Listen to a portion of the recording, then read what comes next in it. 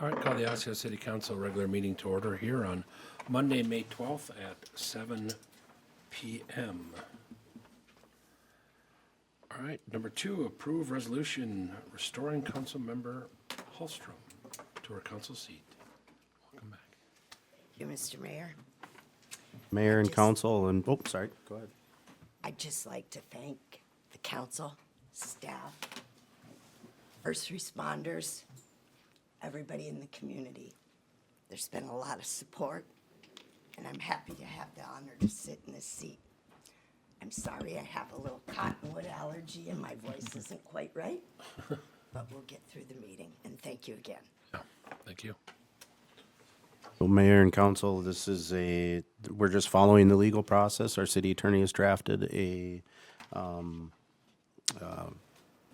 why can't I think, right? A resolution to, put, Councilmember Holstrom back on the council. Mr. Mayor? Yep. I would like to propose a motion to pass the resolution restoring Councilmember Julianne Hellstrom to her council seat after a leave of absence. Okay, we got motion by Councilmember Cook to approve the resolution restoring her seat. Is there a second? I would gladly second that motion. Okay. Seconded by Councilmember Torres. Any further discussion? Seeing none, Attorney Teachin, please. Thank you, Mayor. This is resolution number 26. Councilmember Torres. I, Councilmember Holstrom. Abstain? Okay. Councilmember Cook. Aye. Mayor Poppy. Aye, motion passes 4-0. All right, next, roll call. We're missing Councilmember Schultz this evening. Please join me for the Pledge of Allegiance. Pledge allegiance to the flag. One nation, under God, indivisible, with liberty and justice for all. All right, thank you. Look for a motion to approve tonight's agenda. We're going to have to make a motion striking 8A because Commissioner Lundy was not able to make it. So we make a motion to approve the amended agenda. Mr. Mayor, I'd like to make a motion to approve tonight's agenda, striking 8A. Okay, I got a motion by Councilmember Cook to approve tonight's agenda striking 8A. Is there a second? I'll second that, Mr. Mayor. Second by Councilmember Hallstrom. Any further discussion? Seeing none, all those in favor? I, All those opposed? Motion passes 4-0. All right, number 6, consent agenda. Any questions on that? If not, we'd look for a motion. so moved. Okay, I got a motion by Councilmember Torres to approve tonight's consent agenda. Is there a second? Second. Second by Councilmember Cook. Any further discussion? Seeing none, all those in favor? Aye. All those opposed? Motion passes 4-0. All right, next is matters from the floor. Anyone wishing to speak, please step forward, state your name and address, and address the council on any matter you wish. Ms. Hallstrom, welcome back. I just want to talk a little bit about last meeting, and I'll hand you out the CUP for 337 County Road 81.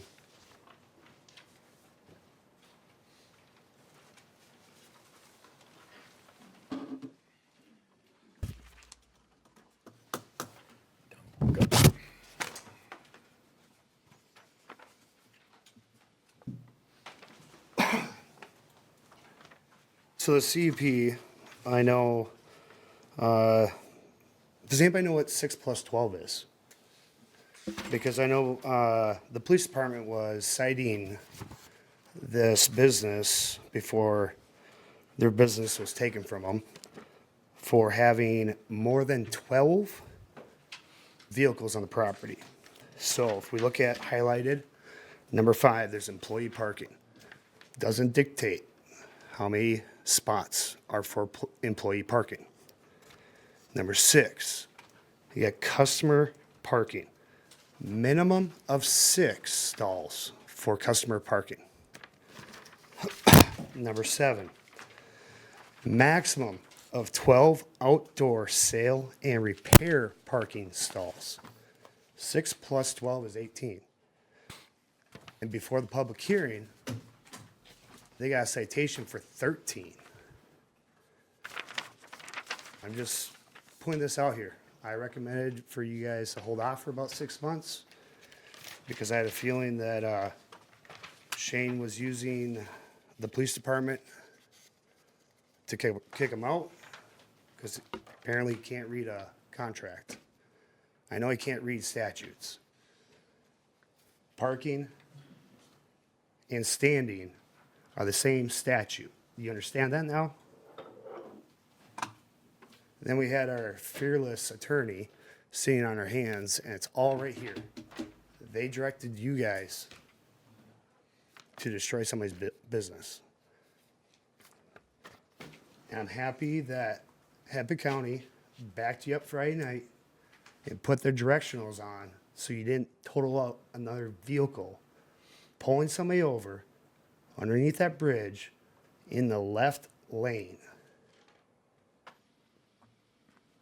In the left lane, Friday night. That was him doing traffic in a silver vehicle, which is also against state statute. Have fun. Any other matters on the floor?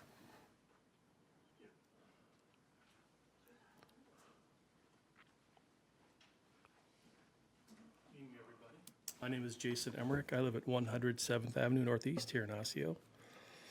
I'm here to talk about the Humane Pet Store Ordinance. That'll be discussed later this evening. Unfortunately, I won't be around for that. I need to run, but I just want to pass along my support for this ordinance.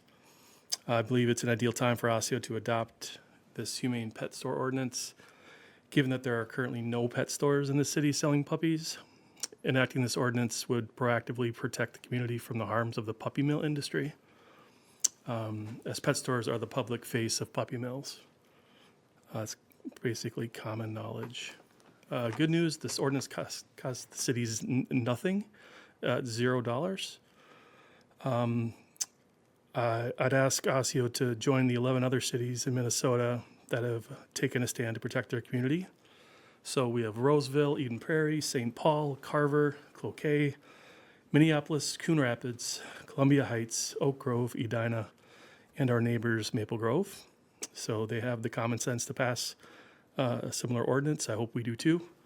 On a personal note, I have two friends who bought puppies from Four Paws and a Tail over at Coon Rapids Mall, that Northtown Mall. And within 6 months, both puppies had died. Brought them to a vet, and turns out that they were diseased by the time when they actually received those puppies. So, puppy mill industry is a bad thing, and I hope we don't endorse that here. So, thank you for your time, and I appreciate you considering my words tonight. Any other matters on the floor? Third time matters on the floor. Oh. Joe Todd, 16 8th Avenue, Northeast. Good evening. A couple of things I just want to clarify on. When the bids came out for the alleys, there was 3 bids, the highest one being at $844,951. In the notice of the public hearing improvements page, you guys are saying that this is costing $985,092.14. What is the additional charges over and above what the contractor's bids were on that? So these bids aren't covering the total expense of the alleys? You understand what I'm saying? We'll get to it. Also, I just like to encourage the council to hold in consideration on estimating the cost per household to figure out what the lineal footage of each one of those properties are, because there's alleys that have homes that are much larger lots than the smaller 60-foot lots. And I don't think it's fair that the homeowners need to pay the same amount as a larger lot or a lot that has driveway rights to their garage, things like that. And thirdly, the $866.68 estimated cost of per household on here, this estimated cost is before the grant money, right? that's going to be used for the project. Yeah. No, Mayor, I was just going to say I would encourage maybe to have this testimony during Yeah. the public hearing for the Yeah. assessment. Yeah. I mean, you can listen now, but we are having a public hearing on Yeah. this tonight. Okay, all right. So I'm just putting that out there. And then I was watching the meeting last week or something about the car for the fire chief, or I thought it was the investigator. For the investigator, I got a real easy solution for that. It's part of the police department, take it out of the $2 million fund that they got for this year for their budget. So the city doesn't have to pay for it. Let the police department pay for it. That's about it. Thank you. Thank you. Any other matters from the floor? Okay, matters from the floor are now closed. Moving on. 8B, swearing in of Officer Kevin Palmata. Yes. Hang on, I'm coming. We're back again. This is the third one in like 3 months, so this is our last for at least right now until when there's our last one, in July or August? I think we got another one. So there's been a lot of changes within our department, and on March 26, 2024, Officer Kevin Palmata joined our ranks as a police officer. He has now successfully, obviously, passed his probationary period. But we had to pick a day that he was available and everybody was available to be here. So currently he's had numerous training courses. He's DMT certified, which is our DUI machine that we use. And he's also now named the co-coordinator of our police reserve program. So he's been able to delve himself into our police department. He speaks a second language. I can't remember what it is. Tagalog. So he speaks a second language. And he's just been a wonder to have with our police department, and we're so happy to have him fit right in with everyone that works here, and has kind of been flourishing since he's arrived. So we're really, it's my great honor to have him sworn in tonight. So why don't you stand right over here?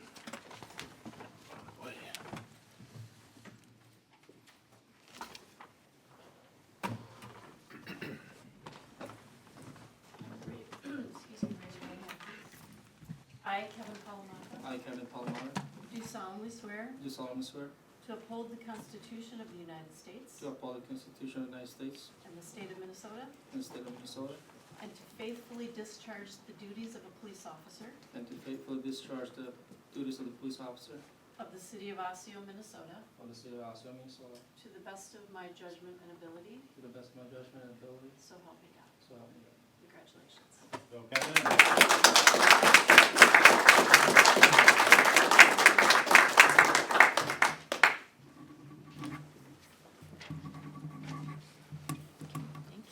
So now, we're gonna have his girlfriend, Uni, right? Did I say that right? You get to go ahead and pin his badge on.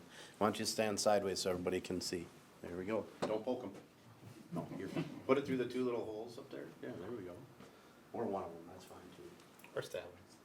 Yeah, or stab him. Like that.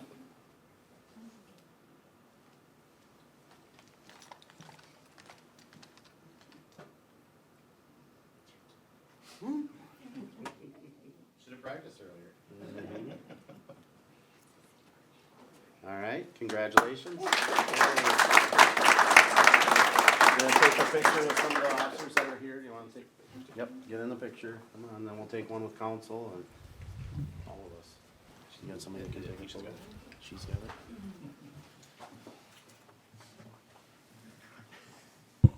Thank you. One, two, three. All right, perfect.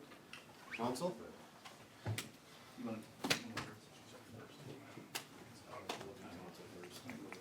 Just wait. No.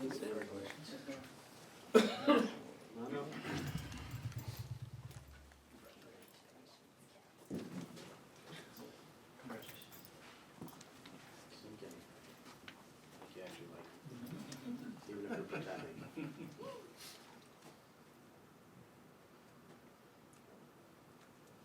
Alright.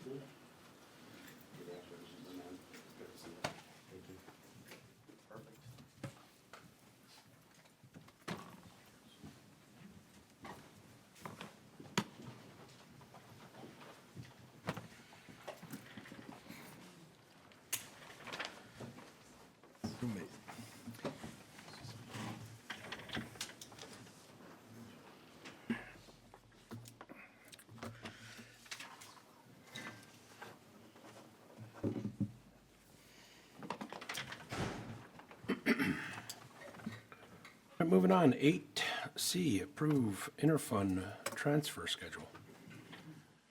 All right, sorry, I gotta catch up here. Mayor and council, each year, several interfund transfers are completed as planned and approved by the city council. These interfund transfers include the following: interfund transfer to the annual city budget, that's from some of the tax dollars, the transfer and allocation of monies from the capital improvement funds, and other transactions that are required, the transfer of monies between the various funds to maintain by the city. The resolution accompanying this memo is a summary of all interfund transfers completed during 2024. All have been approved or reviewed in various documents, including the annual budget, CIP discussions, etc.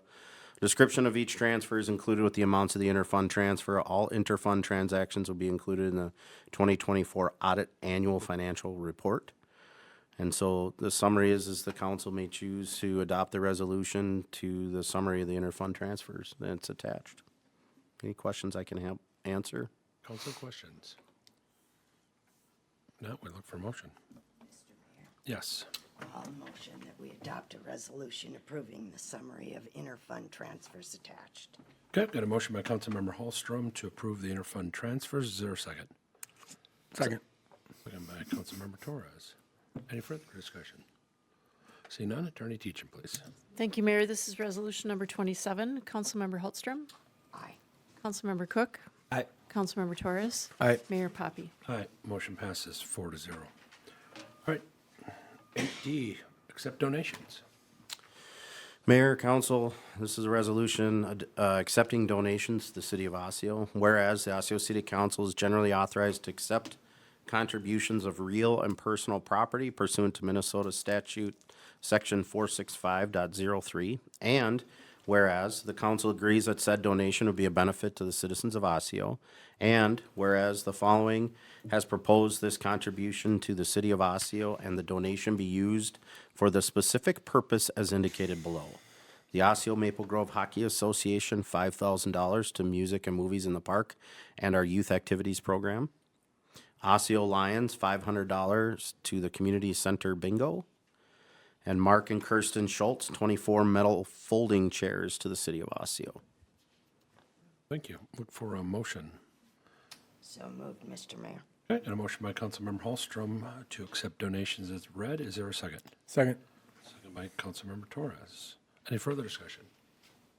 Seeing none, Attorney Teachin. Resolution 28. Councilmember Cook, Aye. Councilmember Torres, Aye. Councilmember Holstrom. Aye. Mayor Poppy. Aye, motion passes 4-0.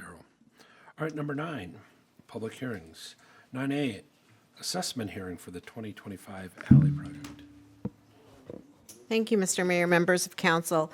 I have a brief presentation that I'd like to go through before if it's all right with the council to go through before the council opens up the public hearing, just to summarize where we've come to so far with the proposed project, and then perhaps answer some questions that some of the residents may have. I see a few familiar faces that I've had the pleasure of meeting so far, and then of course I'll be available for questions. So, do you want me to take the clicker? It's not in PowerPoint, it's in Oh. PDF, so I can click Okay, through. if thank that's you. okay. Yeah. So this evening, the project location, we have 7 alleys throughout the city here. We've numbered them just for clarity so that when we start getting into the nitty-gritty of the project, we can just reference the alley by number. On the next slide, we'll have some pictures of some existing conditions. So these are existing bituminous alleys throughout the city. This is alley 1, 2, and so on as we move through the city, just so that folks, I'm sure the residents next to the alleys that they live on are aware of the condition, but just to document what the condition of the existing surfaces are. And then we have one more here. Okay. So proposed improvements for this project is to remove the existing pavement and then install concrete pavement. The reason concrete pavement is being proposed, it's not just a matter of being consistent with the past practices with the alley, but this type of design for alleys where you're channeling the drainage to the middle of the alley, concrete is a better product to convey that drainage versus bituminous. Bituminous is, doesn't hold up as well to that freeze thaw. And then the other component of that is that concrete can be set at a flatter grade than bituminous. It conveys that drainage better at a flatter grade than bituminous. So those are two components that we're looking at with changing from bituminous to concrete. And then we're also looking at installing some storm sewer to try to get some of that water off of these alleys quicker than the existing condition. On the next slide, we show the alley section. So we're proposing a 12-foot wide alley within 16-foot wide easement. Residents may see some, a few weeks ago, probably more like a month ago, the alley right-of-way was staked, and that was for Excel Energy to go and take a look at where those easements are with respect to the poles, so that we could coordinate moving some of those poles that are in conflict with the alleys. So currently, the alley widths range between 11 and 13 feet. So we have alleys 1 through 3 are about 12 feet wide. 4 and 5 kind of vary, and this happens sometimes with these older alleys, between 11 and 13 feet. And then alleys 6 and 7 are between 12 and 13 feet. And then one thing to note, some residents that I've spoken to already have picked up on this, is that some of these alleys are not centered in that right-of-way. That's also something that we commonly see. So with this project, we're looking to go ahead and center the alleys within that 16-foot easement. So only alley 6 is currently centered on that easement. Another thing that we looked at earlier in the project through design is alley 5. We have some unique circumstances with this alley. Most importantly, we have, let's see, it would be on the, if we're looking at this exhibit here, it'd be the bottom right side. There is a shed attached to a garage that's right up next to that existing alley. So we're looking to narrow that alley to 10 feet to avoid that. And then with that, we also have, there's also a power pole that was in conflict that we don't have another place to put that. So we're avoiding that. And then we're also to avoid some fence impacts, which are an auxiliary benefit to shifting the alignment for this particular alley. The next, we're going to talk about the right-of-way and easements. I've mentioned this a little bit before. We're anticipating that all of the permanent improvements are within the alley easement. The right-of-way was staked so that, I know there were some folks that were a little concerned that perhaps the stakes meant that's where the edge of the alley is going. That's certainly not the case, and I appreciate the opportunity to talk to those residents to clarify that. But we are also looking at some right of entries, and there's still 6 properties that we've requested right of entries, and we haven't got them back yet. And the reason for those right of entries is those are temporary impacts outside of that 16-foot wide easement, and it's usually to necessitate tying in those driveway grades a little bit better and maybe some of the ground grades. It varies from property to property. So each right of entry was specific to that property. We provided them with a graphic to illustrate what those temporary impacts would be. We got a few calls on that, met with a few residents as well. So that's what the genesis of that. So again, 6 property owners we're still working with, but we've got the lion's share of the right of entries back already. Next, we'll talk about the proposed funding. So the bids came in. As council may recall, we had 12 bidders on this project, which was great. We had a lot of interest in this project. With the total project cost coming in at just over $985,000. And I should have included it in the packet. There was I think it was Mr. Todd had mentioned under matters from the floor, the as-bid cost that was included in the packet is higher than the low bid because we do add a construction contingency, which is typical. While we do our best to identify all the issues that we think might come up with a project, I think anybody who's done a major remodel project on their home can appreciate surprises do pop up. So we do budget for a 5% contingency from that perspective. And then there's also what we call indirect costs. So that would be, in this case, it would be mostly your engineering cost in order to prepare all the plans and specifications, take the project through the bids, and then also included in your packet this evening for your consideration, construction administration, meaning we coordinate with the contractor through the construction of the project. So that's why you see the total project cost being higher than what that low bid amount was. So next, we'll talk a little bit about the assessments. A portion of the proposed project is proposed to be assessed.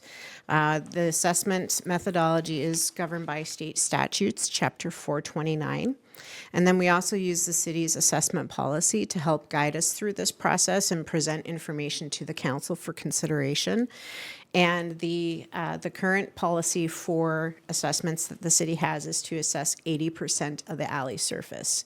And so I don't recall the exact date of the council meeting, but at a previous council meeting, we had talked about the council direction at that time was to have one assessment amount for the entire project. And so that's how we arrived at that $8,668 per property, was looking at the 80% of the project costs and then dividing it equally among the properties within the project area.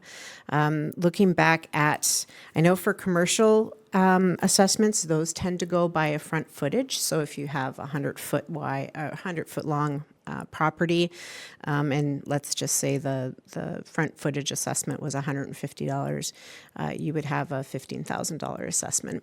For residential, the council has historically done assessments per unit, meaning per property, so that it wouldn't be governed by the width or length of your property, as the case may be.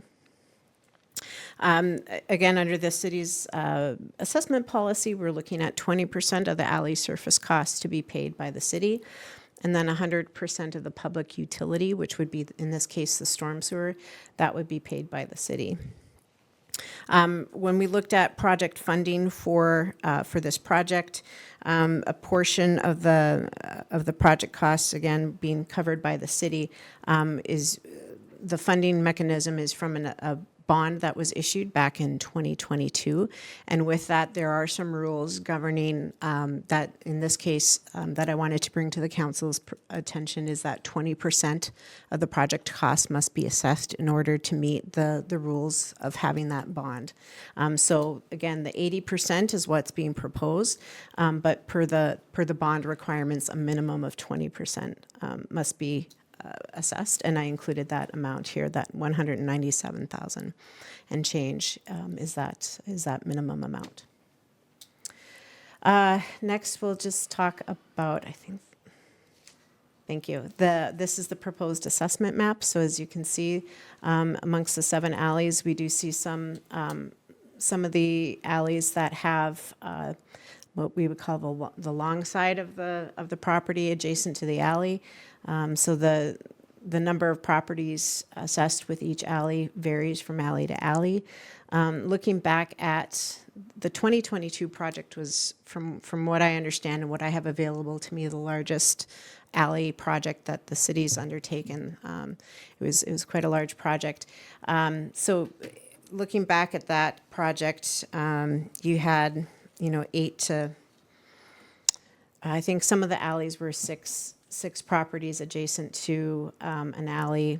There'd be 8, 10. So we did see a range of number of properties adjacent to those alleys. And then there was one very long alley at the north end that I think had like 33 properties. So we do tend to see variation on the number of properties adjacent to each alley. And this project, we certainly see that as well. On the next slide, we'll talk about our next steps and schedule with this project. If, again, the council's awarded the project to Omen Construction Company, and included in the packet this evening for consideration is approval with WSB to perform construction administration services. And with that, we would establish a project hotline, similar to what was done last year. I don't know if the council received any feedback from that, but we certainly did see people utilizing that. We use both email and phone calls. So for those that aren't comfortable in emailing, they would have a phone number to call, leave a message, and get in some information. And then at the outset of the project, there would be a postcard that would be mailed to all the residents with the pertinent information when construction would be starting, how to get information, and phone numbers on who to call in case of questions or an emergency. We would talk about also when access would be limited, certainly when the alley forms are set. So when they get the, it's usually a steel or a metal form that you wouldn't be able to get into your garage. So we want to make sure we're talking to those residents, making sure we're giving them advance notice to get their vehicles and any other items out of their garage and out of the alley. And then there's a 7-day cure time on that concrete. So all those communications we've included in the proposal with a public engagement group. And that has a person who monitors the hotline and the email. We find that that's having that dedicated person versus myself or the construction observer is a really effective way to get that information in. They can usually answer 95% of the questions, and then those extra 5% questions would be either directed to myself or the construction observer. So it's a great way to get a faster response. And then we can also share with the council some of the data on how many times people are in contact, because I think that would be helpful information for the council. Next, we'll talk about the schedule. I believe this is the next slide. So here we are this evening for an assessment hearing. So a public hearing on the proposed assessment is required by the state statute. That would be something we would recommend that the council open up after the presentation and any questions the council has for me. And then we're looking at construction. The contractor indicated they'd like to start in mid-July, and we take about 6 to 8 weeks to complete that work. So we're looking around at a September timeframe when they would be completed. Again, this is all subject to the weather. We certainly see in a rainy season that certainly delays contractors, but that's what we're looking at for a proposed schedule. So the final component of the presentation here is the recommendations. So the first component would be to hold the public hearing so that the council can hear from some of the residents on the project. And then if the council so chooses, to approve a resolution adopting the assessment role. And then the third component is, as I mentioned, there's a proposal for construction administration services with WSB to complete in order to complete the project as presented. So with that, Mr. Mayor, I'd be happy to answer any questions that the council has at this time. Council, any preliminary questions? Mr. Mayor, can you kind of walk through some of the administration stuff so that the public can have a little deeper dive into what those costs are for, how they're calculated, et cetera? So thank you, Mr. Mayor, Councilmember Torres. So you're referring to like the indirect costs that I referred to. So good question. So when we look back at the outset of the project, one of the first components being this is a 420, what we call a 429, an assessed project. At the outset of the project, a feasibility report is put together. A feasibility report looks at what the proposed improvements are, identifies those, talks through what's there existing, what the proposed improvements are, what a preliminary cost estimate for those improvements would be, looks at project funding, and then it also includes preliminary assessment amounts based on the council's assessment policy. And so as we move through that, and once council authorized design on the project, another portion of the indirect cost is the design of the project. And then when the design is complete and council has approved the final plans and specifications, there's bidding administration. So what happens is we send per state statutes, we send it out to the city's newspaper and then also to a trade publication, or in this case, we did online, which is the industry standard, and then answered questions from contractors that come up, and then also open the bids, tabulate the bids so that the council sees what the 12 bidders in this instance, what the bids were. And then as we move through authorization or award of contract and the assessment hearing, it covers the time to prepare the final assessment rolls. Through construction, it includes the construction observer, who's out there on a fairly frequent basis at the outset of the project when they're doing the most disruptive work, and then we scale it back a little bit once the work goes into more restoration components. We also have construction testing, so to make sure that the materials that the contractor is using meet the specifications. We also have survey work that's done in order so that the contractor knows what elevations and where to put those improvements. And then we also have what we call project management throughout the whole process, which in construction means weekly meetings with the contractor, getting updates on the schedule, as well as answering any questions that come up on a daily basis when they encounter something and they have a question. And then it also includes my time that I get to spend here with the council explaining the project. Thank you. And again, just seeking to understand and so that we offer as much transparency as possible. So what happens if council wasn't to approve that and those things don't get paid?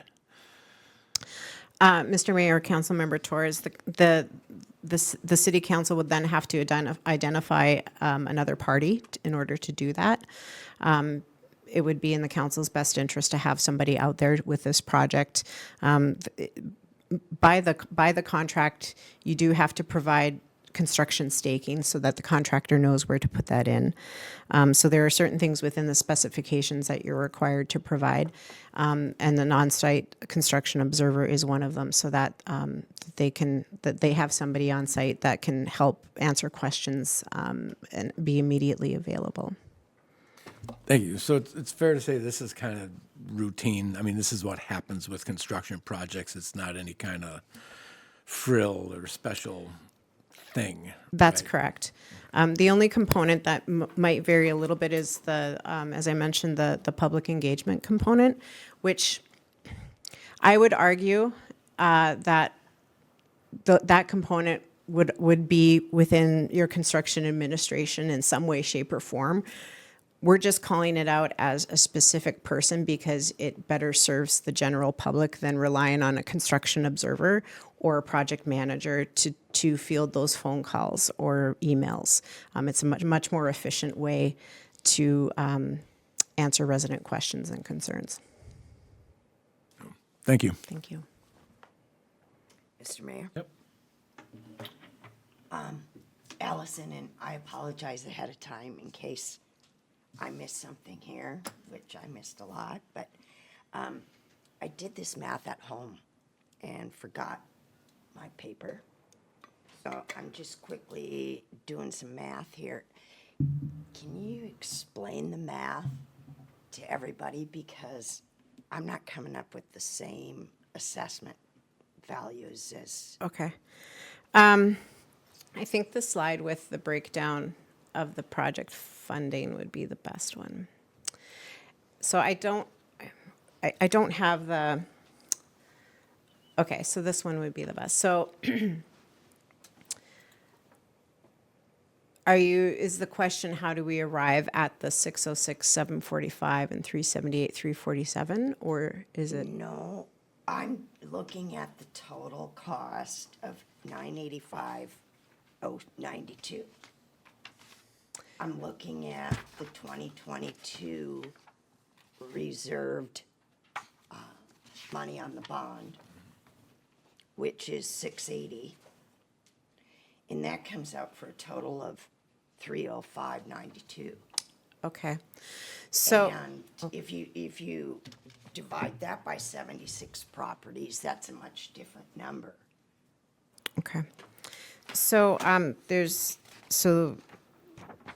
I'll go through one calculation. I'll go through the calculation on how the assessment amount was derived. So the assessment amount takes that 606, 745, we take 80% of that.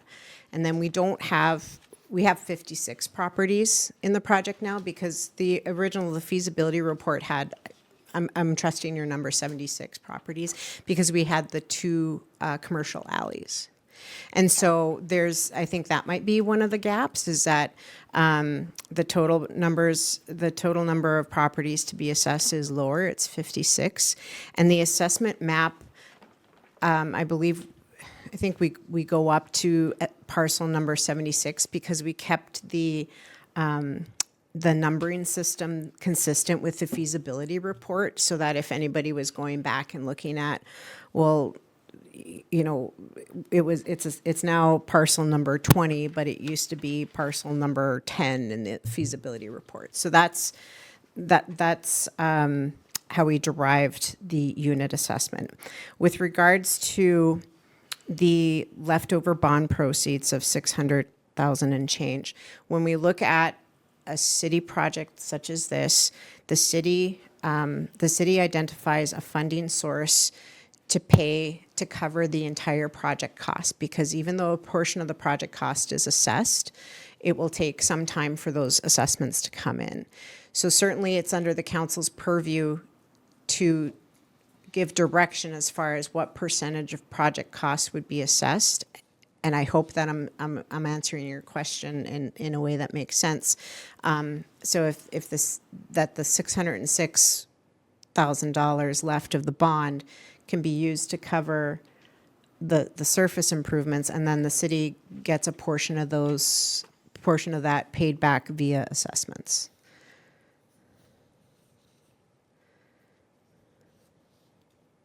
Still not following, but that's, Basically, what it was is those proceeds and the street fund proceeds pay for the project instead of issuing a new bond for the entire amount. correct. So instead of going to the bond market with the cheaper money we had before, the decision was to pay for it out of that and then still do the assessments. It's just a funding mechanism. I understand that, and thank you, Mr. Mayor, for that explanation. I appreciate that, but I'm seeing in the packet 680 on that bond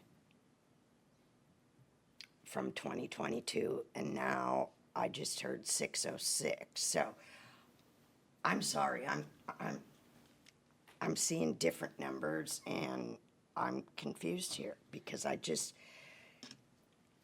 think that 8,000 is 668 is an awful huge assessment. Mr. Mayor, perhaps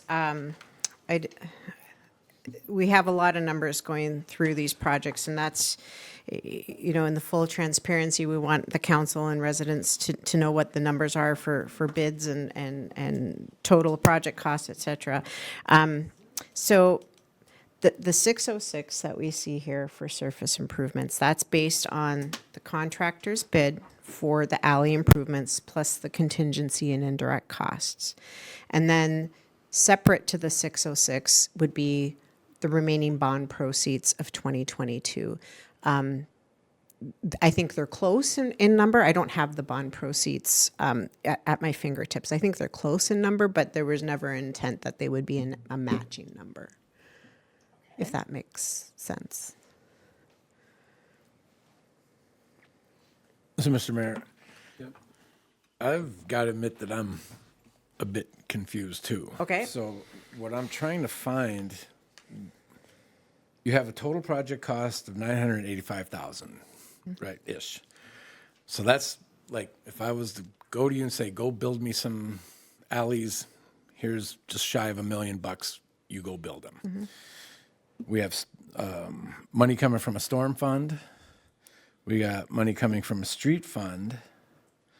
And then what's left over is 485,000. Now that's the check I got to write for you. Where is the 600 something thousand? That should be like, doesn't that come off the top? The bond proceeds? Yes. The bond proceeds is the money that the city's already borrowed to pay for public improvements. And so the bond proceeds would be applied to cover the city's portion of the project cost, which is the 120, and I apologize, I don't have the page in your packet, but included on page 2 of my report, I have the proposed funding summary showing the cities that under the 80% assessment methodology that there'd be just over 121,000. That would be the city's street fund.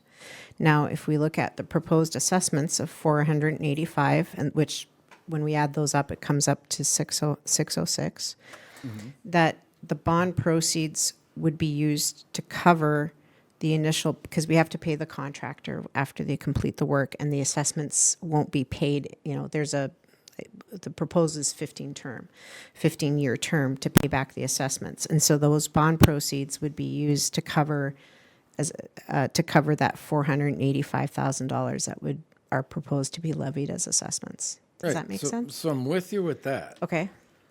Where I'm getting lost, and it's very possible it's me, but where I'm getting lost is, does 121,000 represent the money that's coming from that earlier bond? Are we not using all of the 600 and whatever's left over from that last street project?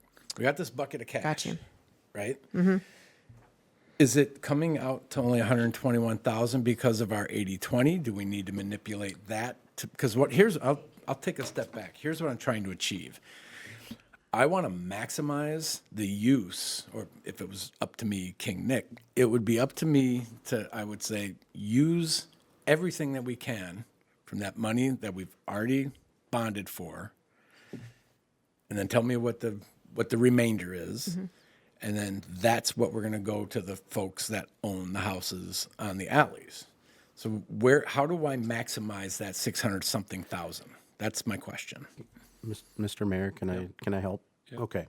So write this down. 680 plus 375. Okay? Mm-hmm. That covers our project, thereabouts, right? Mm-hmm. City pays for it up front. It's just like if you went out and got a bond. We could get a bond. We could bond $985,000 to pay for the project. Okay, that's all we're doing. We're paying it two different funds. We have the funds from before, right, that are left over, still a bond, still taxable money that the citizens of Osseo have to pay back. Mm-hmm. Every street project, as Councilmember Holstrom knows, you had an assessment, right? So what we did is we bonded the whole price of the same bond that we have the 680 left. We pay for it. Okay, we have to pay up front. So we cover the 985 on every project that we've had, that we've done in the city of Osseo. We've assessed then to recover some of those funds. Mm-hmm. So what happens is the residents that live on the project, this is how assessments work. The residents on the project see the improvement, right? So they either get a new alley or a new street. Okay, our assessment policy says that we take from the surface, so we don't charge the whole project. From the surface, so that's 606, even though it's covered by a bond, it's still taxable money. It's still money that the citizens have to pay back, okay? The 375 is paid for on fees and water and sewer, the fees from that. It's still a tax. I mean, let's be honest, it's from that, okay? We have a fund of money that we do for these types of projects. So that is to the side. The city has to upfront the money. Then you have to decide right now is how much is going to come back from the people on the project or the rest of the city. Because they still have to pay that bond back, the rest of our citizens in the city of Osseo. So what you're deciding tonight is the people on the project are going to support, which we've always done. You have a street done, you paid whatever your assessment was, and whatever that difference is still gets taxed to the rest of the city of Osseo. It's all tax money. I mean, it's just, that's how governments work, right? We're all tax money. So that's from the citizens. So it's whether the citizens pay 80% of the 606 or they pay some other number. That's what we're talking about tonight, is the assessment for the people on the project. That's it. And then we get it back over 15 years, even though we put the money forward. And we're still making payments in our general fund. So if you lower that, that means the general fund has to go up, which is the rest of the city citizens have to pay for that that part of the project. Yeah. I think the light bulb just went off. So what we're doing here is avoiding a Issuing a new bond. issue. Yes. We're taking what our credit, for lack of a better term, was through this old bond, applying it towards this because we What were we have already. left over. Yeah, it's probably a 300-point basis difference if we had issued Right. money. Okay, I knew I was missing something. That's what I'm missing. Yep, and we're combined, we're gonna pay the whole 900 and something up front because we have to. Part of it's coming out of our sewer fund because that's what we have through our sewer fees and things that you see on your sewer bills. That's citywide. Okay, and that's what so it's kind of interesting because I had the same problem when I was not in this position, is I didn't understand, well, it's city money. Yeah, but that means it's all of your money, not just on the project, but it's every resident in the city. So all of your money that you're paying, when you say it's city money, it's still tax money.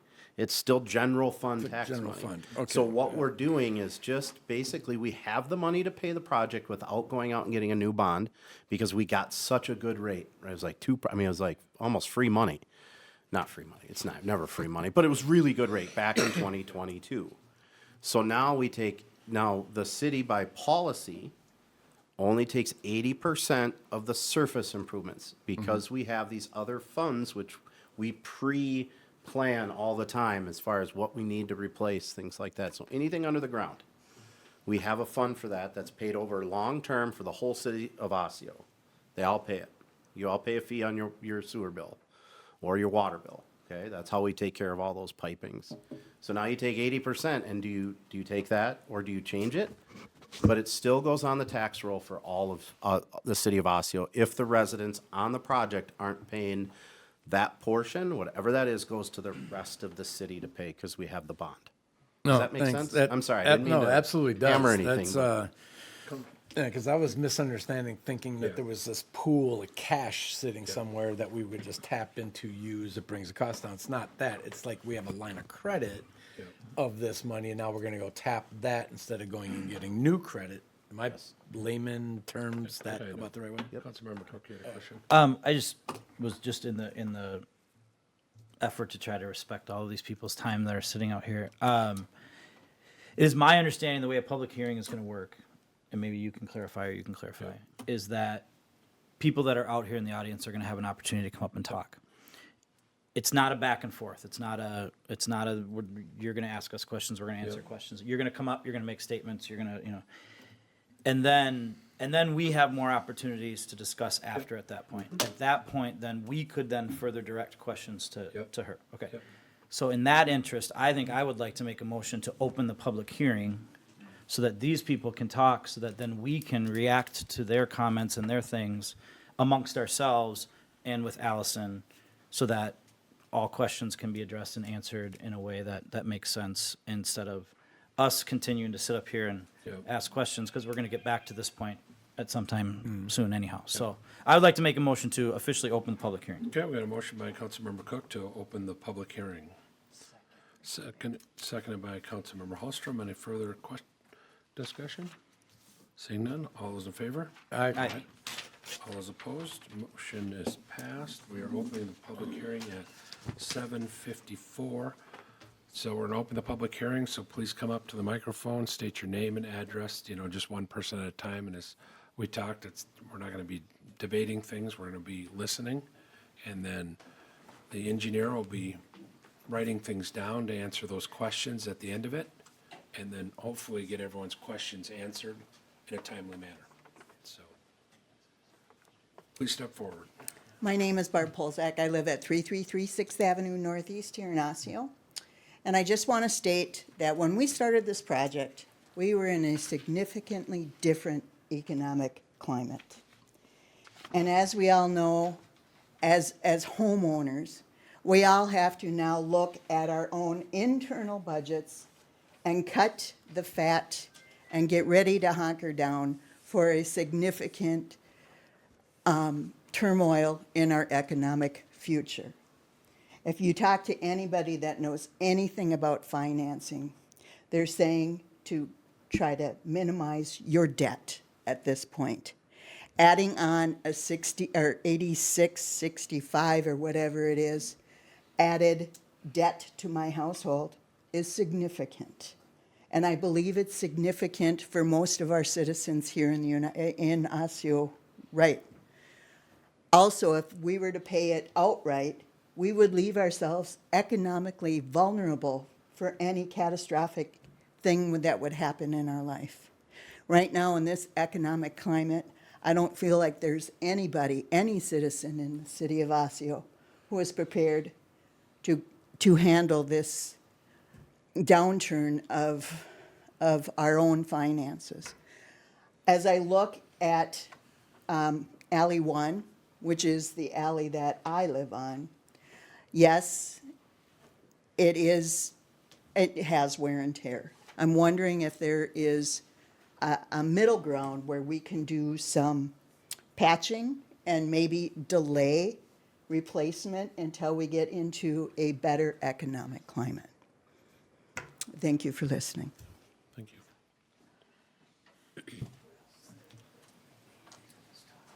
Hi, my name's Steve Tullof-Sarud. I live at 233 6th Avenue Northeast. I kind of feel like I'm paying almost $9,000 for nothing. I don't use the alley. Never used the alley since, 20 years. I put my garbage out there. I could easily put it on the end of my driveway. That's a big chunk of money for a retired person. I just feel that it's unnecessary. Is this because the garbage trucks are having trouble going down the alley? Or is this a code that needs to be followed? Or I don't really know why the importance of this is so evident here. So for those of us in the city that don't use the alley, is there a remedy? 80% to 20% is a big gap. And I'd appreciate it if the council would look at changing that 80% number for everyone. Thank you.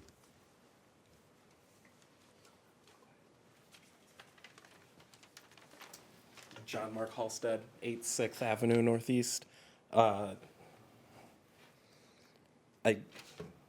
guess it's become clear from the last two people that come up that this isn't necessarily a place to get questions answered. I kind of wondered if I was reading this right, that I had to come up with $8,700 to pay within 30 days of tonight. That's a lot. I get that, we all pay our fair share to be part of the city, but $8,700 for an alley, like the last gentleman said, that I don't use, it just doesn't seem like a great return on investment. It doesn't seem like a smart thing to do. It seems like, especially with, I know the professional over here was talking about going with the concrete because it's better. I understand that. I know they use it for the interstates, but it seems like, why did we do that for alleys? It's a beauty thing, maybe about making the city of Osseo look better. I get that, but then maybe it does make sense for that cost to be spread out more across the city of Osseo, because when you limit it down to, I believe it was 56 households, $8,700. Like, I'm a first-time homeowner. I've got a young 3-year-old daughter. Like, that's a lot of money to just come up with out of nowhere. And I don't know. I guess the interest goes on for a full year after 30 days, so I'm not trying to deal with that.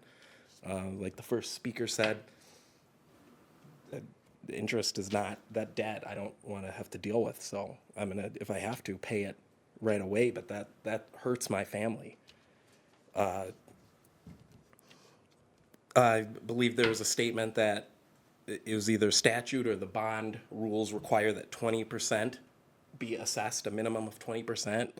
How did we end up at the 80% for what's being assessed? 4 times that? Like, how did we get that as the most appropriate amount?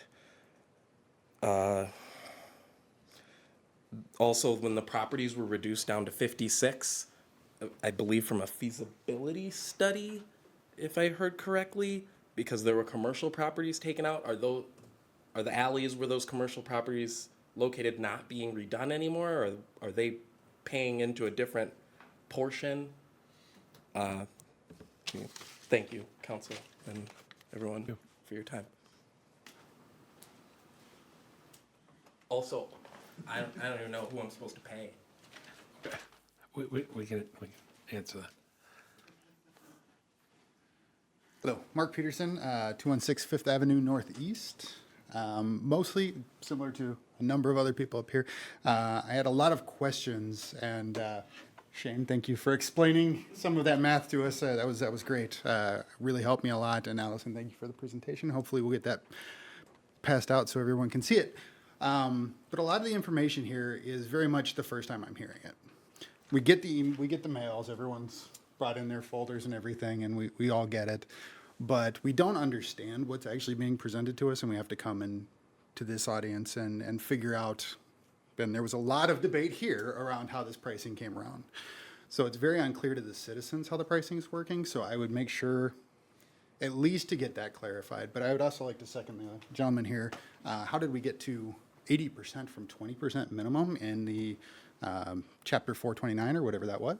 I'm very curious about that. That was also not well understood. But also the $9,000, if we do the math, $9,000 at a 5% interest rate, it's better than I'm going to get at a bank for sure. But where is this 5% interest rate going to? Is it going to a bank? Is it going to some city? Is it going to other places? Like what is happening with this interest rate, and how is that being assessed?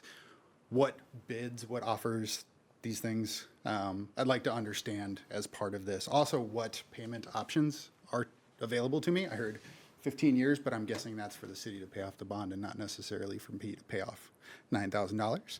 So I'd like to understand a lot more about that as well. And then, of course, a number of other people said it. I do actually have a spot in the alley that I park in, which is wonderful for me. But for those that don't, the question is, what benefit are they getting out of this? And do we actually need to go with everything that was described here as the option, or are there alternatives, secondary options, or some middle ground? So again, came with more questions than anything else, but thank you for your time.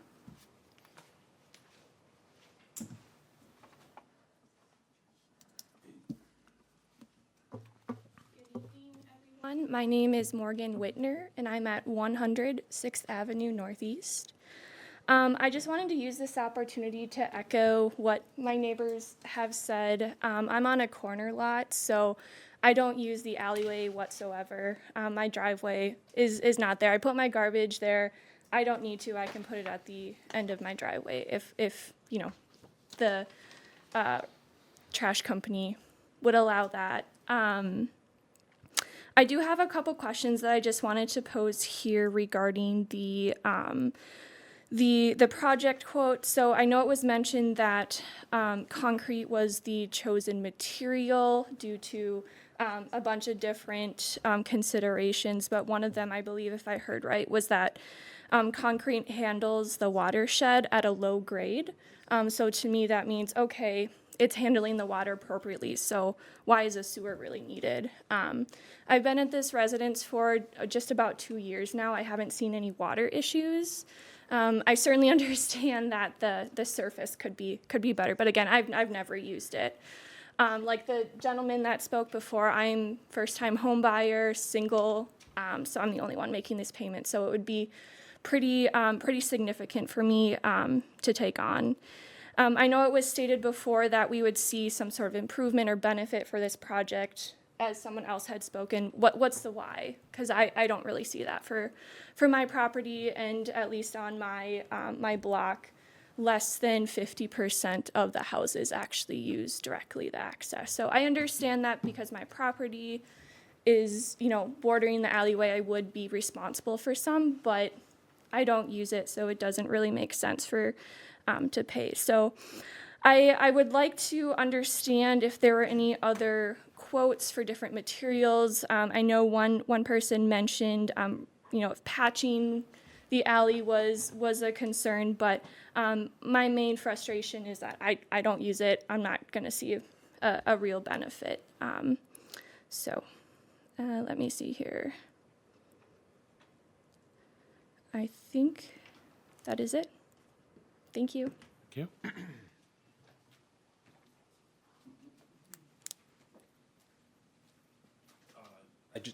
John Mark Halstead, 86 North Avenue East again. I just had another question come to mind. I do want to make clear that even though I don't use the alley, I'm not for just putting it on the people who do. That's not what I'm for. I know that just makes it more expensive for them. I'm just saying it does make sense to spread the cost out more if the reason we're going for concrete and whatnot is because it makes the city look better generally, our alleys across the city. I am curious, like the young woman before, about whether or not there were other materials looked at and if there's savings in the long run about how often the alleys need to be redone using concrete versus asphalt. But then also the question about that emergency 5% that was added on to the lowest bid or whatever for things that pop up during construction. What was it? Contingency. What happens if that's not used up? Is that returned in some way? Thanks again. I have something to say. I was, We get you all the way up to the mic before you start. Thank you. And then just name and address, please. Roger Moss, 325 Fifth Avenue Northeast. I've lived there for 20 years. I was watching this meeting today with my wife, and I just hopped in the car to come here because I don't, this was a surprise to us.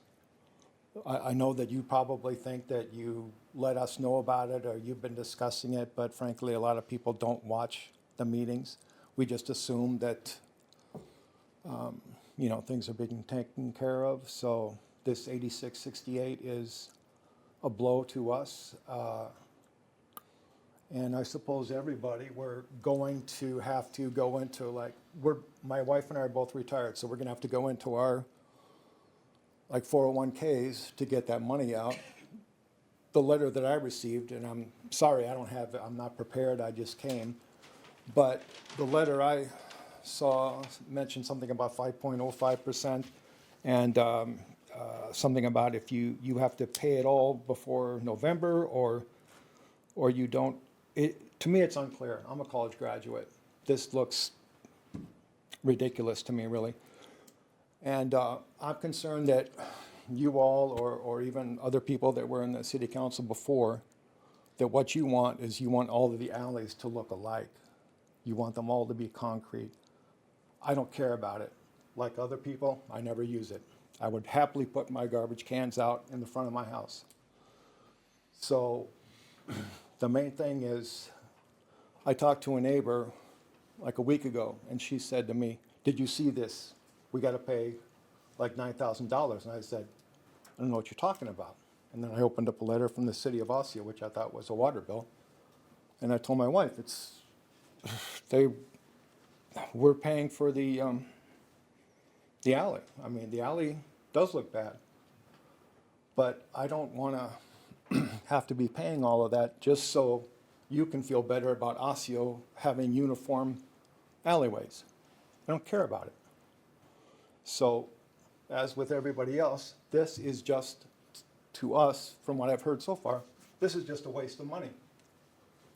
Just because you want to have Osseo look, everyone's got concrete alleys. I'm okay with having patching it up or something. I don't need that. And I would like to know where that even came from, that we want this. I mean, it would be better, but for me, it would be better to have 8668 plus whatever this other stuff is. And that's all I have to say. I'm frustrated because this was a surprise to me. Okay, thank you.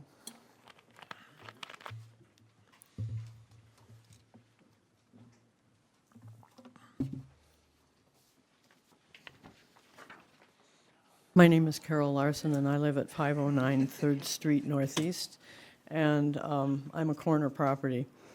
I've been watching everything. I've had actually our city engineer out one day to explain further things that were going on in our alley.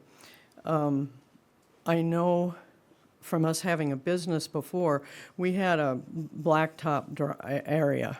We used to have the press, so we had that parking area where the trucks would come in, garbage trucks every week, semis dropping paper off, and I was responsible for the maintenance of it. We would go through blacktopping about every 4 years.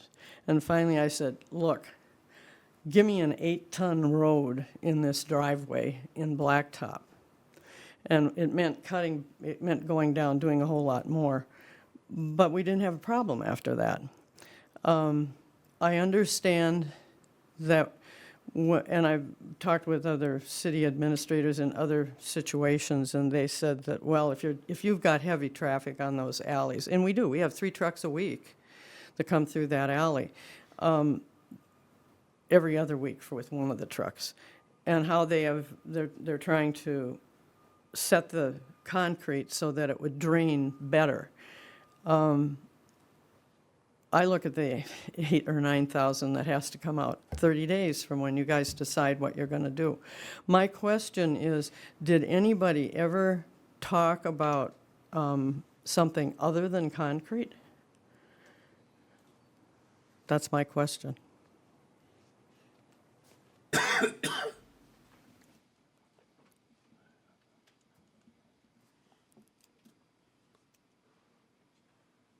Mr. Mayor? Yep. I have one written from, it'd be Sloan Walgren, 505 2nd Street Northeast in Osseo. It says, please consider this email my objection/appeal to the 2025 alley assessment to my house at that address. That's his email. I needed to get that on the record. Any other public comments? Joe Todd, 16th 8th Avenue. Some of the things I asked earlier, I got more clarification with what was going on. Thanks for your clarification on how the funds are coming around. I guess I'm just looking at what it cost us to pay for the streets that gets a lot more traffic on it than an alley that gets a truck once a week for the garbage. I'd much rather see asphalt than concrete. I know there's perspectives on how the water drains and everything else, but I've looked at some of the alleys that were done previous, and they're not looking too great either, and they're holding a lot of water. And they say it's gonna last 50 years. I don't think so. And besides that, if asphalt only lasts 30 years, I'm okay with that, because I'm not gonna be around here. I don't think you guys are gonna be around here either. So I just, thanks for listening. Just keep in consideration there's a lot of hardship, and the property that I'm talking about is not one that I own, but my mother-in-law owns it. She had passed away. And her son lives there, and he's on a limited income as well, so, on disability. So thanks for your time. Appreciate it. Thank you.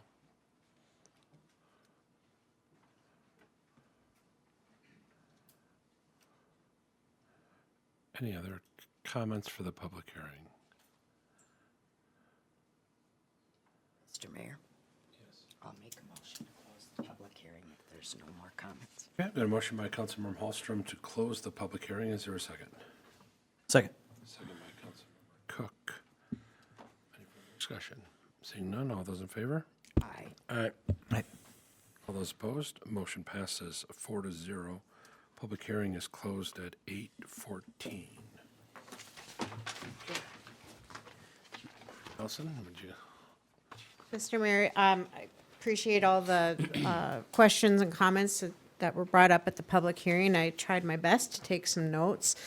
I think one thing that I heard from a few folks, and these, the notices that are sent out, I think I'd like to, the next time we have a notice go out, I'd like to work with the city attorney and the city clerk to try to get something that's a little more clear. I do acknowledge that there's a lot of legalese because these are a legal notice. And so there's a lot of information to go into those notices. And I can appreciate that, that it can be a challenge to read it. So just to clarify, the 30-day requirement, it's not a requirement. The 30 days that's included in the notice is the interest-free period.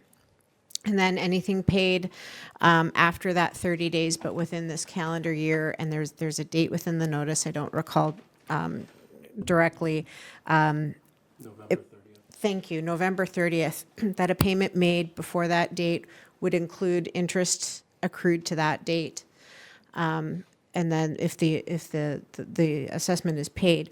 After that time, assessments that aren't paid go to the county and are certified to your taxes. So it shows up as a line item on your property tax as an annual payment for whatever term the council approves for an assessment. So I hope that clarifies that. We can certainly work with, we can work to try to get a better notification that maybe like a Cliff's Note or something like that on the sidebar, so that it's easier to understand. I think one other component that I heard a few times is with regards to the material. I certainly hope that I didn't say something to make people think that concrete was chosen for an aesthetic reason. That's certainly not the case. The concrete material is proposed here, and I believe a council, we had a discussion on this earlier on in the design phase of this. The reason concrete's being proposed is because it conveys the water a lot better. We're also able to get concrete laid at a flatter grade. So there, like for instance, there are some places within this project that the grade it's very flat. I don't have it in front of me, but Osseo is quite flat, and concrete quite simply performs better than bituminous in these situations. Bituminous you can get more what we call bird baths or an undulation. So we talked a little bit about that. Bituminous, the design, when you look at a bituminous design of a road, it's higher, the road is higher in the middle so that the water would shed from the middle of the road to the side, and then you have the concrete curb and gutter at the side of the road to collect that. In an alley, we're looking at what we call an inverted crown or a V shape, where the middle of the alley is lower than the edges, and that's to get the water away from the driveways and whatever area is next to the alley and into the middle of the alley, and then the alley carries that water. Storm sewer was included in the project, and I appreciate somebody bringing that up, because as we go through this project, there's been a lot of conversations with council, and it's on me that I didn't include this in the presentation, and my apologies to the public for not including that in my presentation. But there was direction to include some storm sewer within the project, because we want to try to get that storm drainage off of the alleys as soon as possible, because we have such flat grades through there. So I hope that answers some of the questions on material. I heard, the question is, what's the alternative if the alley isn't reconstructed? Certainly there would be the condition that it exists right now, where you see bituminous material that's breaking up, and in some cases they're able to patch it, but you're looking at a deteriorated condition that would continue to exist through the alleyways. Just looking at, there was certainly a lot of comments about the assessment amount. There was one question about talking about where that 80% came up. Why is there 80% versus the bond requirement of 20? So the city has an assessment policy, and again, it's a policy. It provides direction, and that's what we've been providing to council and generating these good conversations. Is that when you look at a project like this, and I hear people who say, I don't even use the alley, why would I have to pay for it? The idea of the assessment policy is that those that would benefit, that use, in this case, the alley, have a little bit more financial skin in the game, if you will. And that's where the 80% comes from, is from that assessment policy. And I mentioned the bond requirement of 20% because that is a requirement of having that bond, that a minimum of 20% is assessed. So just wanted to make sure that was held clear to the council and to the public.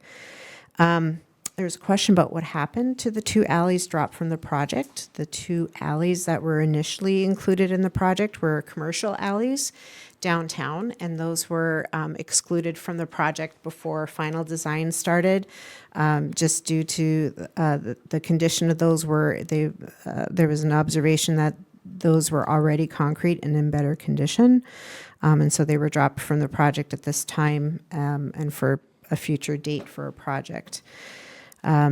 Question about the 5% contingency. Historically, there hasn't been to my knowledge, any kind of at the end of a project life cycle. If you look at, it was a contingency used in its entirety and returned, not to my knowledge, and that's certainly, if that's something council would like to remove from the assessment calculation, we could certainly look at doing so. But certainly we do recommend, when we look at budgeting, to use that 5% contingency. And I apologize, I'm jumping around, but I'm going down through the list as best possible here. The one question about the 5% interest rate, and I invite staff to interject if I'm not explaining this properly. My understanding is the interest rate is, first of all, the interest rate that the city bonded for back in 2022. And then there's also some administrative costs that the city has incurred by doing the bond. And so that makes up the remaining percentage of that interest rate. Allison?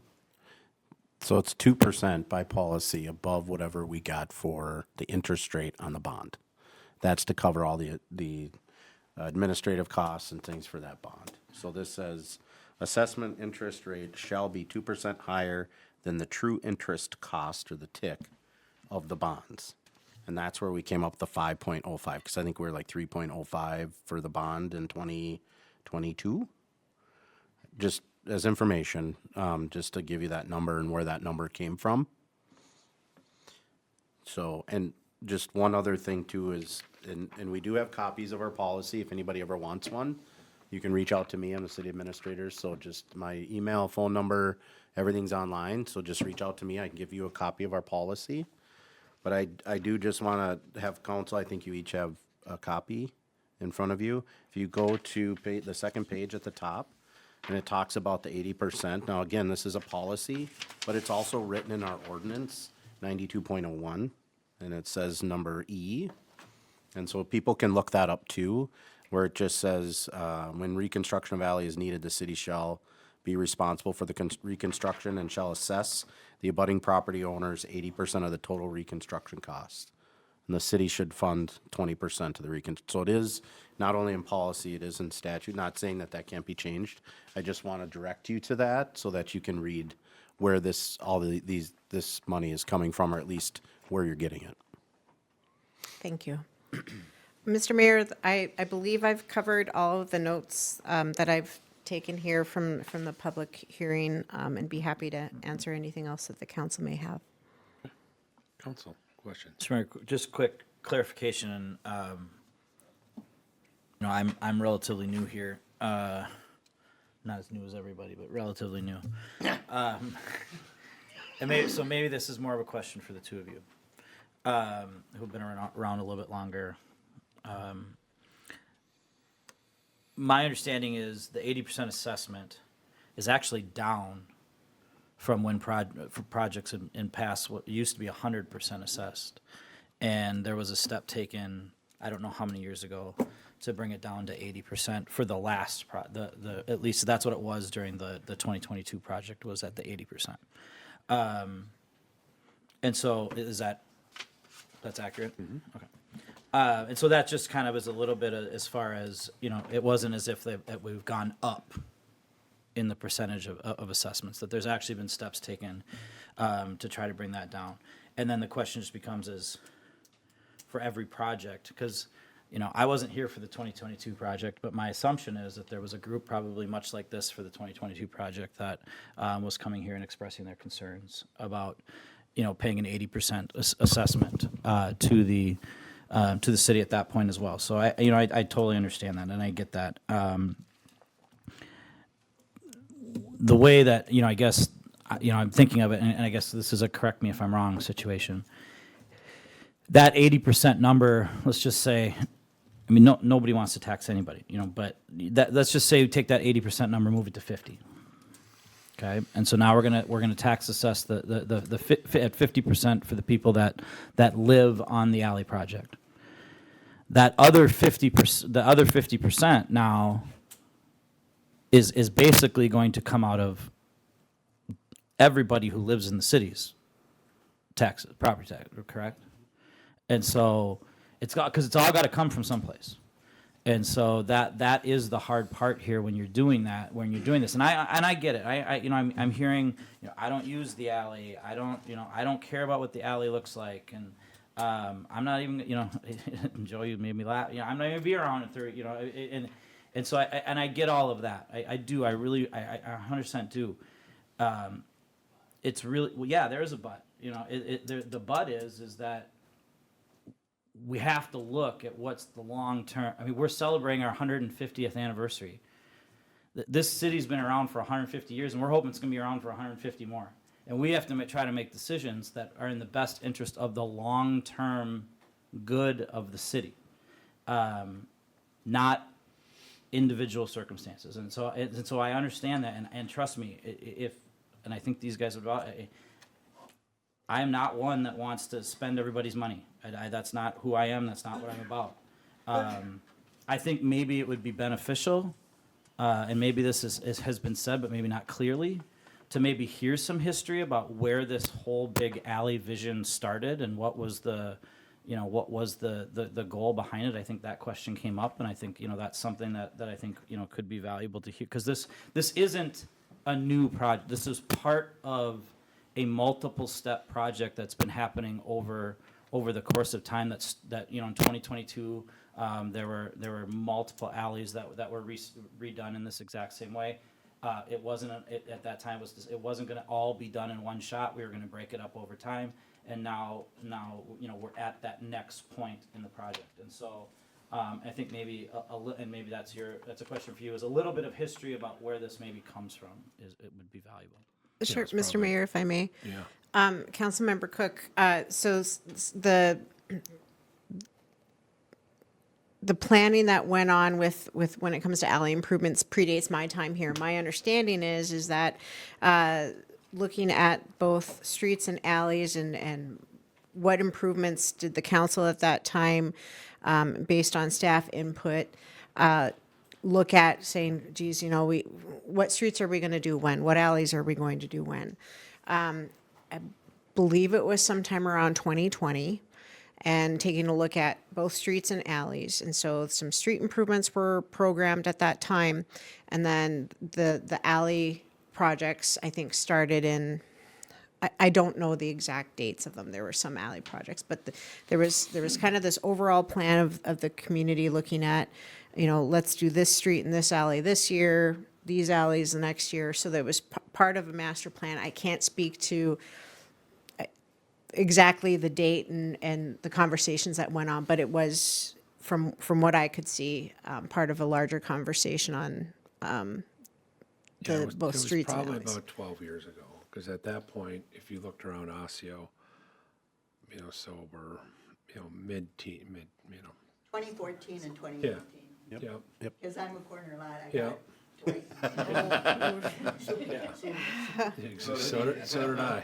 Third Yeah. time's a charm. Yeah. Oh, goodness. So as they mentioned, yeah, I do have an alley and I have no access to it, so I feel your pain. But yeah, so it was part of a project back in 14 where the streets of Osseo hadn't been touched probably since the 70s, and they were pretty bad all over. I mean, they were really bad. Nobody touched them. Nobody made any planning to get any of this stuff done. And at that point, we scoped the sanitary, the storm sewers, the water, understanding which services needed and kind of triaged what we could at that point. And from there, because if you look at the Osseo as a whole, you have we can afford about $1 million project a year, roughly. So would you like to do it all in 1 year? Yeah, but it just doesn't, we can't afford it. So we laid out and said, okay, starting from the worst to the best sequentially, and at that year, we milled and overlaid half the city because it was, a cheaper version of it to get that done. And then then we went to the water storm things that needed to get done. And it was surprising over the years. You had some sanitary lines that came out of people's houses, came together, then went to the street. So there's been a lot of stuff that's been messed up in the city. And we've been slowly going through project by project, fixing the roads, storm sewer, water. And at that point too, back then, we were looking at bituminous or concrete and, between the drainage, longevity of it, because could probably find it back in the studies. It was over a 50-year period. The times you'd have to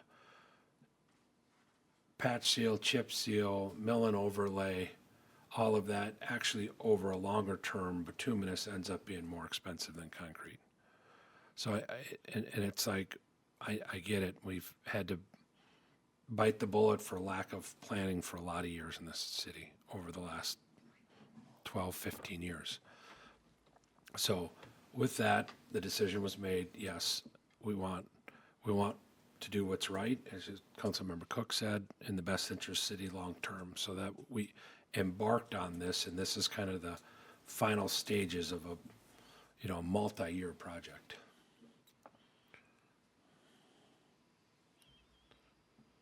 Mr. Mayor. Yep. So I've got a question. Because everything that everybody said resonates, right? We're all community, we all understand. Joe's a neighbor of mine. And I was once not the gray little bear guy. I was a first-time home buyer back when. And yeah, that is a total freak out when you get this massive bill, right? I think a couple of things that come to mind. Well, one is we have a conundrum right from the get-go. My understanding is this money that we had discussed at length earlier, the earlier 2022 bonding, that has to be used by August, right? So just so that's out there, this thing that's going to give us a little bit of a break with the smaller or the lower interest rate, we have to use it by August. So that's the first thing we have to consider. Then the problem is on the other side, and again, I heard everything everybody said. I wrote a litany of notes about it. It's the timing never is good, but we're also faced with this double whammy. So we've had a couple of years of really nasty inflation that, we got so used to 2% forever. Everybody's feeling that. Well, now we got the things that are going on, that the market's going all over the place. These are things that, quite frankly, I wasn't thinking about 4 months ago. Wasn't thinking about them 2 months ago. Who would have known that tariffs would be doing what tariffs are doing? Once they're on, they're off, they're on, they're off. And we're trying to manage a city with all this stuff going on, and at the same time being compassionate and understanding, and then at the same time being what we have to be in order to keep a city running. One thought that came to mind, and I'm going to start with the question so I can help think this through. So at one point there was this full alley project. Then we carved off the business and said, okay, business, not now. We've got the 7 or so under construct, that we're considering for this project. Are the plans there for the business part of this project when we were in the pre-planning? I know we're not here with that, but if there was an opportunity, because what we're talking about is buying time. All right, I'm gonna take another step back. We're talking about buying time because the work has to be done. I mean, the mayor's been mayor, forever, and also, has the luxury of history about all the road project stuff going back all those years. I'm still fairly a newcomer. I moved here in 2017, so I'm still getting up to speed on a lot of stuff. But it's very obvious to me the work has to be done. The thing that, quite frankly, excuse my French, sucks about all this is there's never a good time to do it. But my question is there a way of messing with the timeline a little bit so that perhaps there's an opportunity when things settle down, because they will settle down. That is the course of life. Things will settle down. Help me think through, is a flipping of the projects something that could be considered? So if we wanted to find a way, without kicking the can fully down the road, if we wanted to kind of wait and see when the burden on everybody's household is potentially a little less, which I think in a year it will be, but again, conundrum, got to have something done by August. Walk me through what would happen if we said, okay, right now residential alleys, not a great time. The business alleys still need to be done, and perhaps they could shoulder that burden a little easier, not to say it's going to be easy, but a little easier than residents, given the economic climate that we're in right now. And I'll pause there because I have a follow-up question, but I'll pause there. Mr. Mayor, Councilmember Torres, so there's a few things. So the commercial component, that was taken off the project because they're still paying assessments for Central Ave. So they were already had a financial burden. That's why my recollection and the discussions through feasibility, that's why they were removed. As far as the component of looking at it, do you hit pause on this and look at what are some of the impacts if we looked at hitting pause? The council's awarded this project to the low bidder on this project. So there's a contract between the city and the contractor to do this. Where we're at right now is coming to is council asking council to make a decision on the assessment component of this.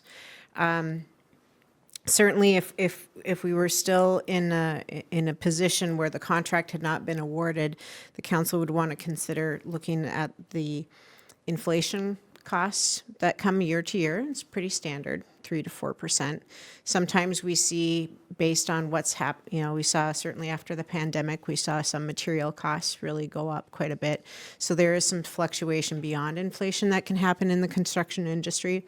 Whether or not that would have happened, I can't say, but I think the biggest message is that there's already been a contract awarded for this project.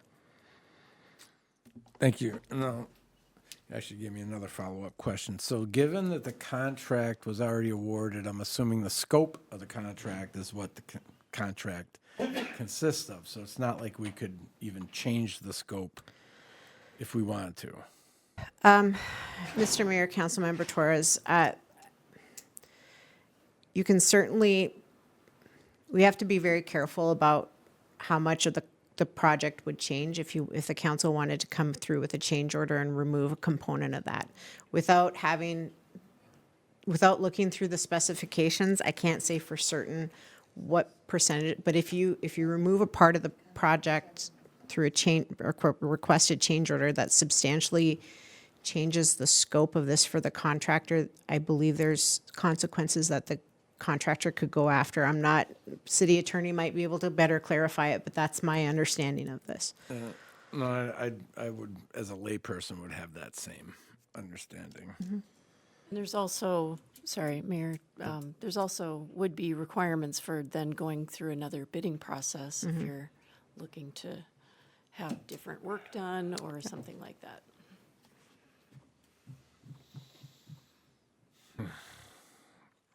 So that actually keeps me from asking question 3.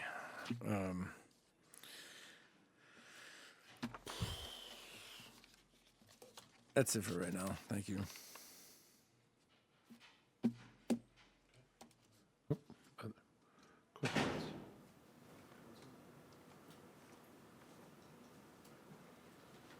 For teaching, did you have something? Mayor, I don't know where the council's at with discussion. I wanted to just highlight a couple things that the city engineer noted about payment, just to, because I think it's worth maybe repeating, because there were a lot of questions about that. So when you're ready, I can Yeah, do I think, that. go ahead. Okay. I just wanted to make clear again that nothing's due within 30 days. You have the option to pay it off within 30 days of adoption of the resolution. So if that happens tonight, that 30-day clock starts ticking. If it's a different meeting where the council adopts it, then the 30 days starts then. So that's a period to pay it off in full without interest. So that's not a requirement.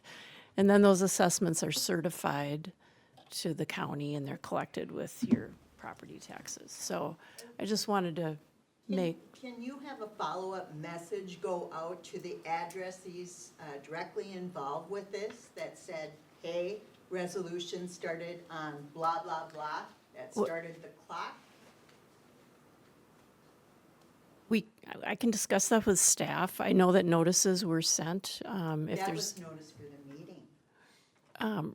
okay, We'll work something out. okay. And we can talk after. We can talk after. You don't have to pay it in 30 days.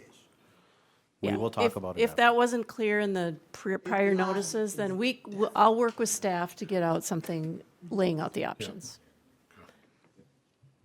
Council, And does it attach to the property or to me? Property.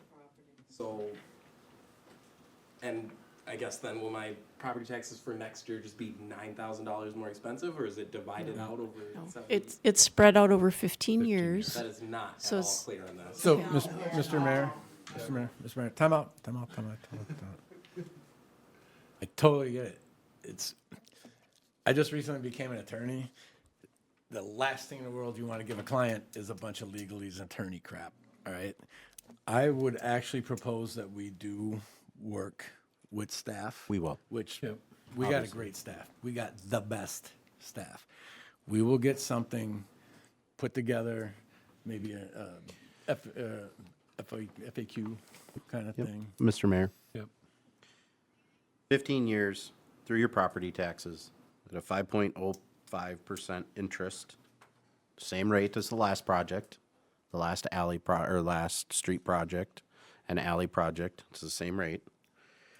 30 days, no interest after the assessment roll is adopted. That's today or tonight if that goes through. And then interest starts accruing after 30 days at a daily interest rate, which will be calculated, and then you can pay off through your property taxes, which will have a line item, be broken up over 15 years, and you can do that. The one thing to keep in mind is if you sell your home, that usually gets paid off before you get your check for whatever you sell your home for. All property assessments go to the property. Okay, that's just a question. I get it. I'm financially figuring this stuff out myself. The other thing to keep in mind is that at any point, if you want to pay it off, you can walk up and stop accruing interest and pay off your assessment. Even if it's in your taxes for 15 years and calculate it out, they can always update you if you ask city staff, how much do I have left? So let's say you had a winnings at, Mystic Lake Casino and you're like, I want to pay off my assessment. You can walk in that day, cut a check, and we'll take it off the rolls. Does that make sense? So this isn't something that we need the money tomorrow. This is how we do this. And we will actually get that out to everybody on the project. I promise you that staff will take care of that. Yep. Okay? That's very obvious to staff. I mean, and Alicia and I are here and we'll direct staff to make sure that gets out. Okay? Can I add one thing too? It is part of the ongoing process as we go through this. The letter that people received initially was, it's the first estimate of what the cost could be for the project. But it depends on what the council does. So more communication is scheduled to come out that would be more specific to what the numbers, the true numbers actually are.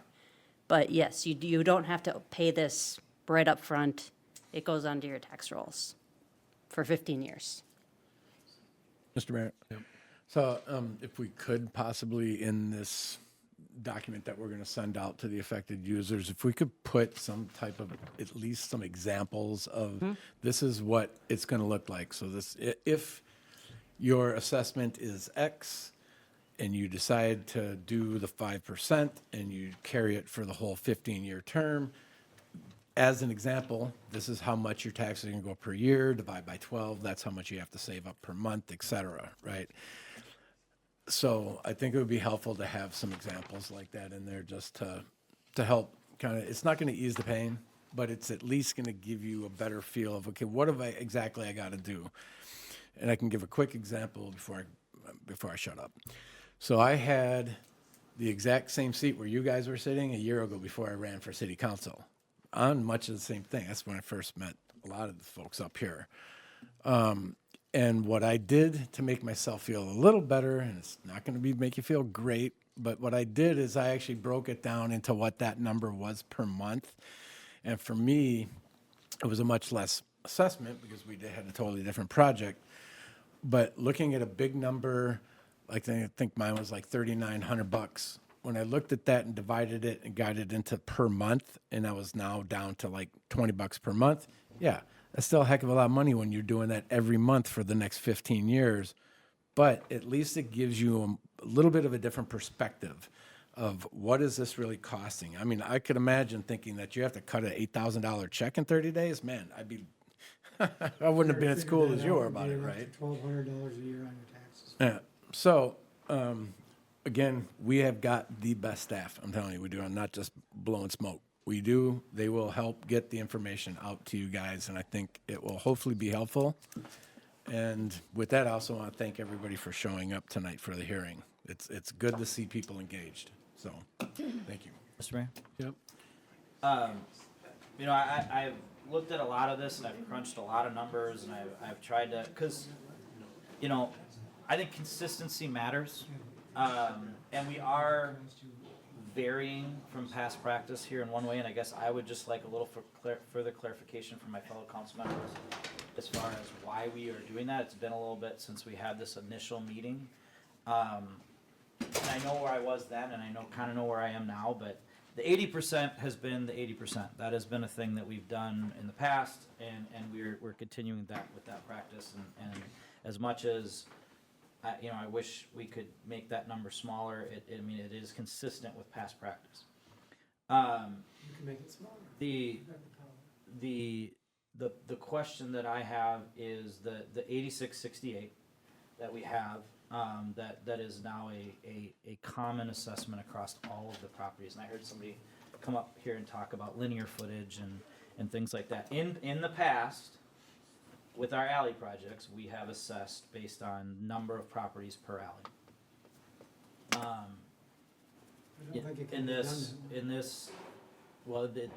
this project, one of the initial things that we saw was, if we do it that way, you'll have one alley where each house will be assessed just over $6,000, and you'll have another alley where they'll be assessed over $10,000. And so my understanding was that we had a conversation, and I just want to clarify this because not everybody was around for these conversations, because it would vary from past practice.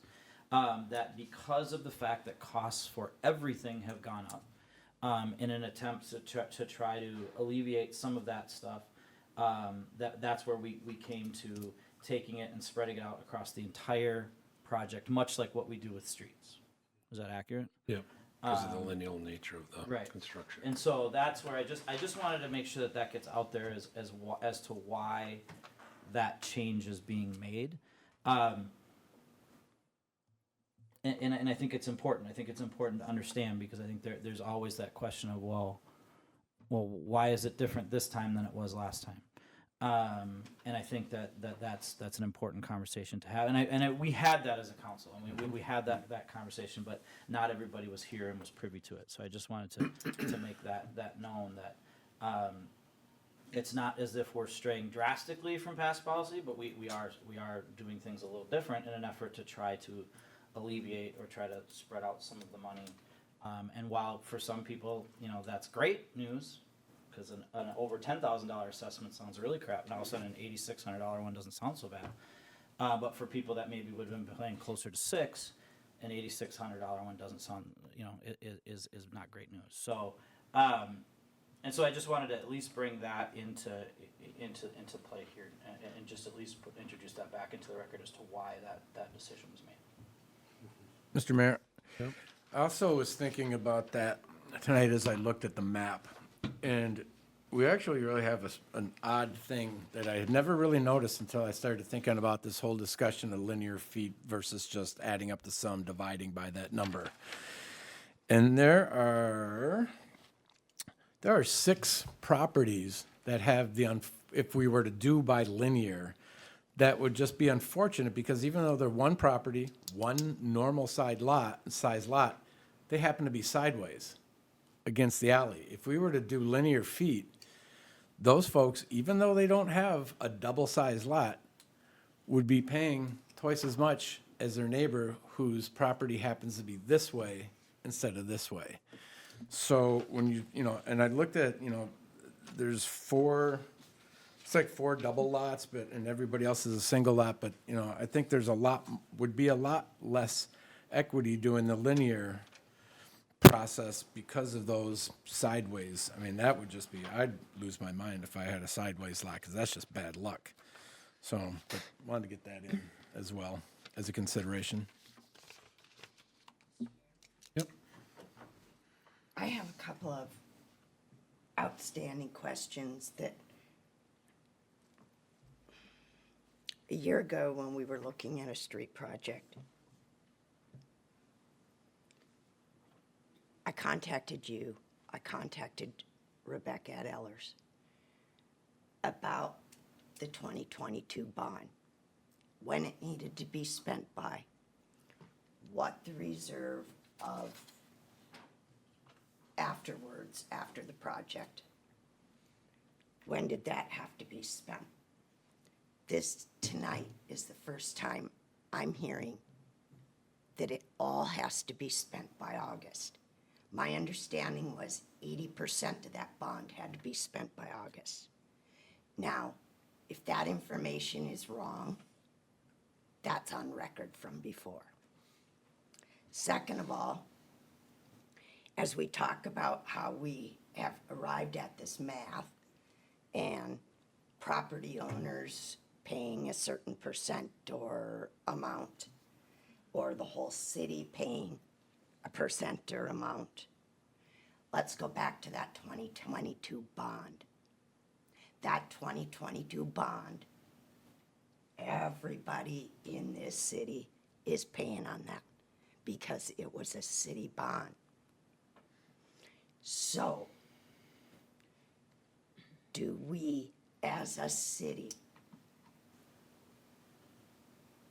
use that entire amount as just the city?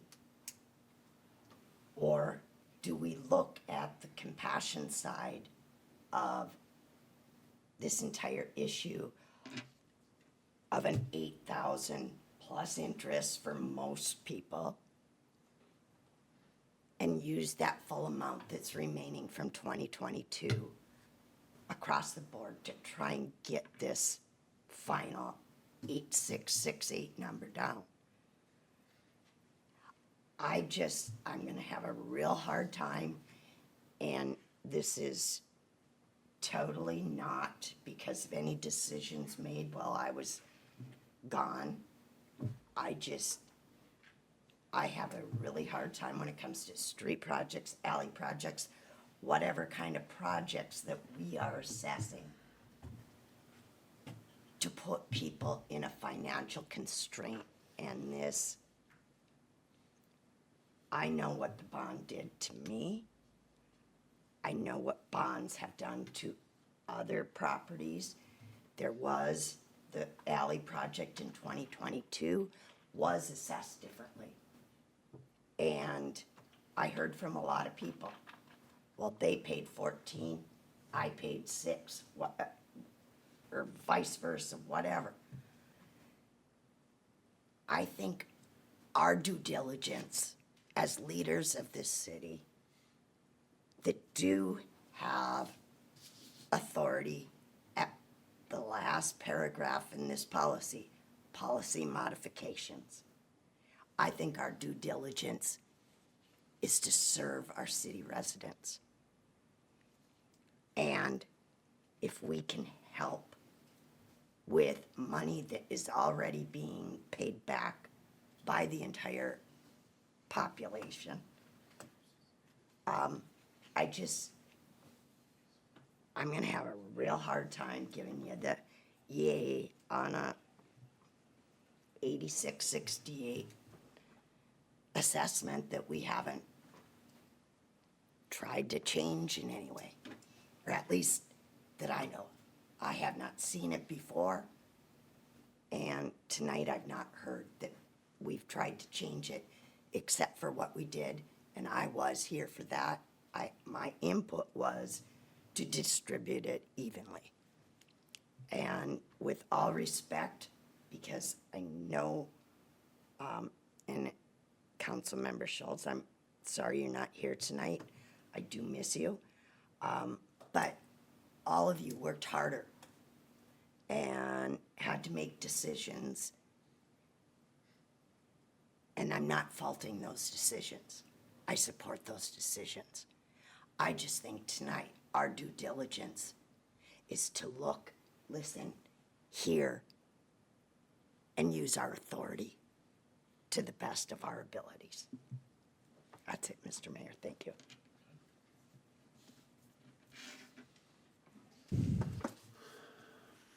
Mr. Mayor, and this is a question either for you or maybe for you, because I don't disagree with anything you're saying, you know, in the sense of, and I think, I mean, I hope, I feel like we have you, I mean, we are listening, and we are hearing, and we are compassionate to people's needs, and nobody wants to put anybody in dire financial situations. That is not what anybody wants. This has been heavy on my heart for months. I mean, you know, when last time you were here, I was adamant about what can we do to get this number, this assessment number, as small as we possibly can, and still then be able to not, because the reality of it is, as I understand it, is if it doesn't come from the assessment, it's got to come. It's still city money that's got to be paid back. It increases the property tax for everybody else. Yeah, it'll be an increase in the property tax levies. And so if we look Taxes at, will go up regardless. So if we look at the for everyone. 56 properties that are involved in this, and we say tonight, and it's nothing against the 56 homeowners that we're talking about. I mean, the passion and your energy and for what you care about and I get it. I totally understand. But that 56% or the 56 properties, if we say, okay, hey, let's move it to 50%, that's going to impact the other how many properties that we have in our that's going to impact the property taxes of how, and we haven't given them a right to come in and say why they shouldn't have to, and so that's where it's hard, because I'm hearing from these people who obviously are going to be directly impacted, and I'm listening, and I care, and it's not about that. It's about having to take a step back and look at the entire picture, and again, the decision that was made was to take it and look at it as an entire project instead of alley by alley, to try to alleviate some of that stuff, you know, and so there have been steps with that in mind of like, hey, we want to make this as easy as.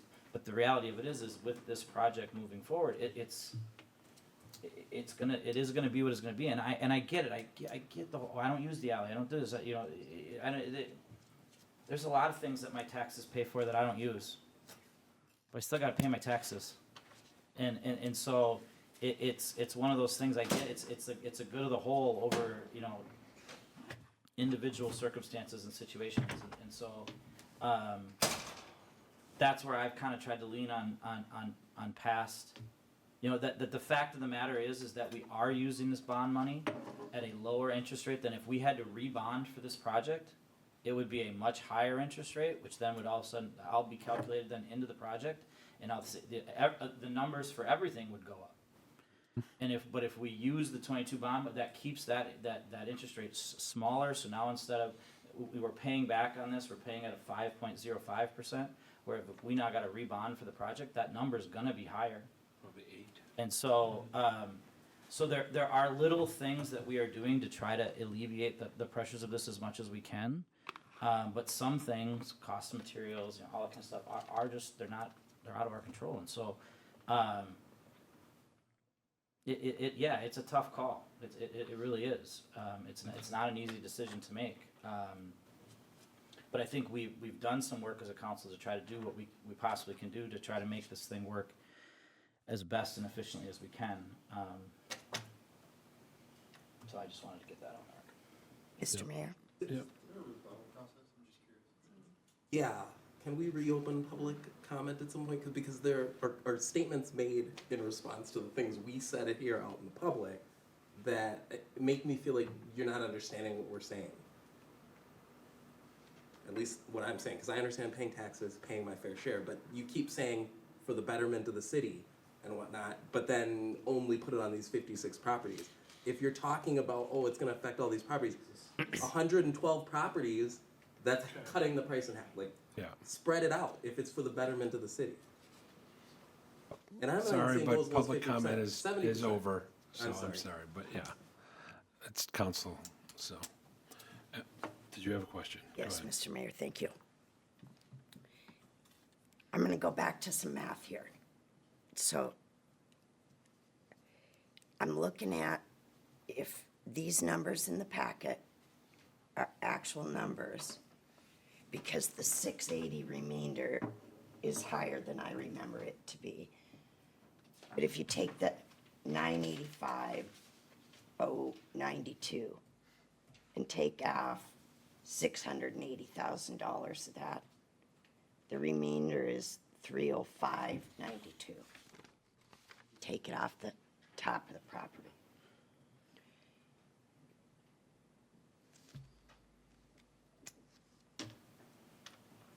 We bonded for this in 2022.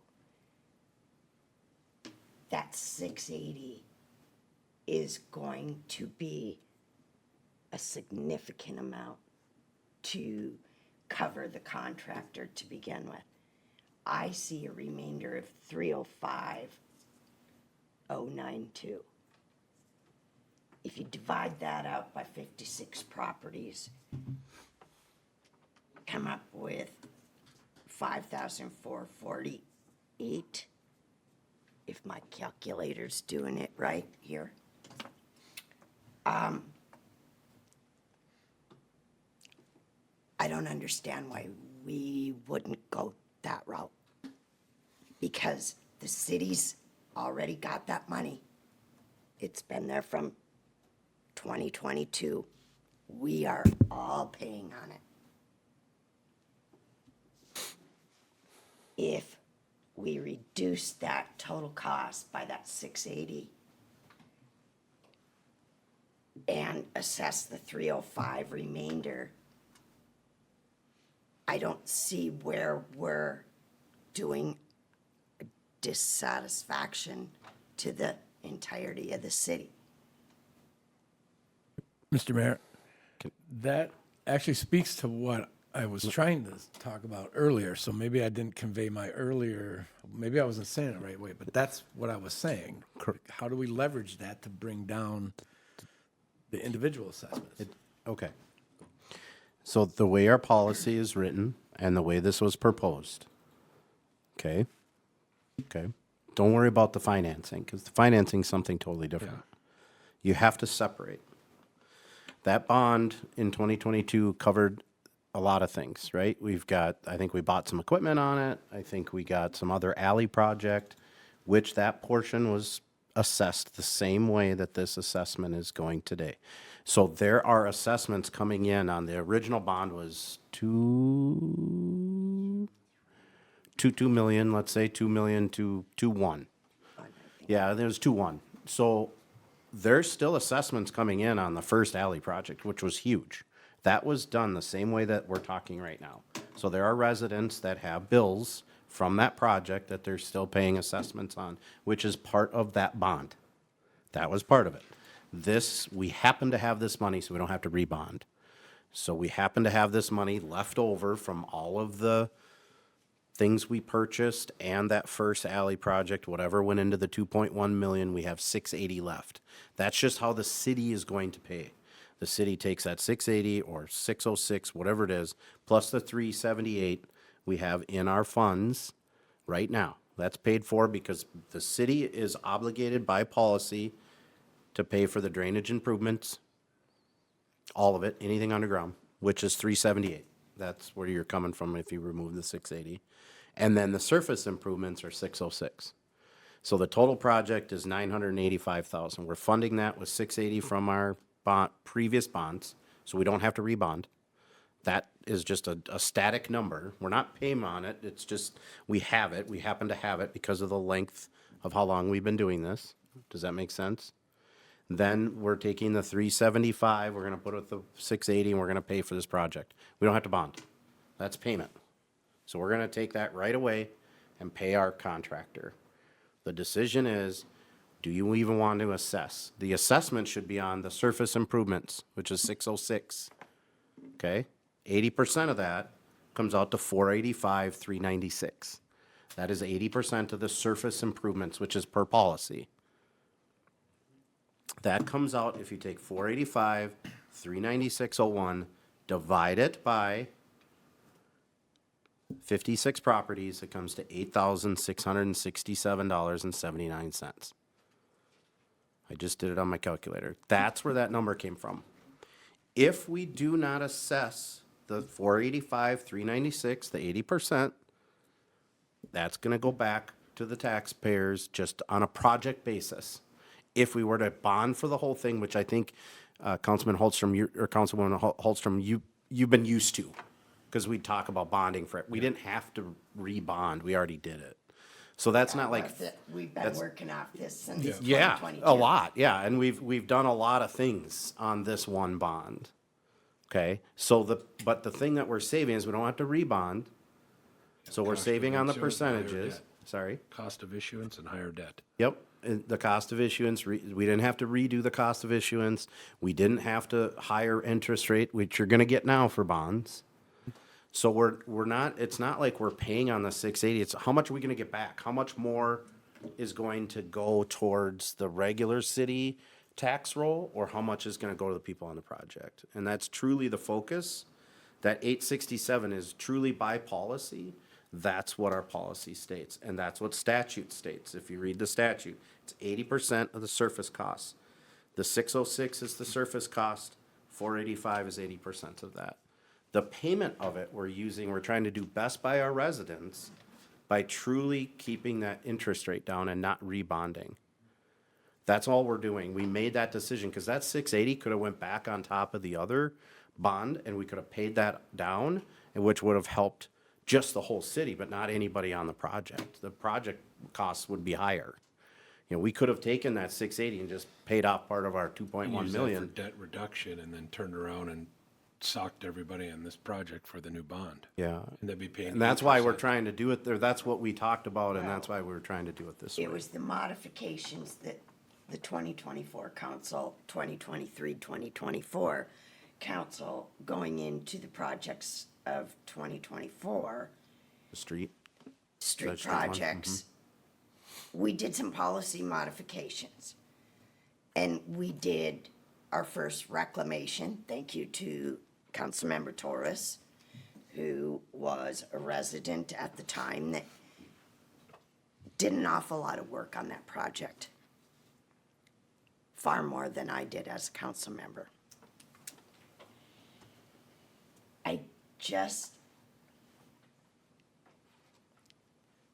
We wouldn't have had anything from the 2022 project had the 2024 council made different decisions.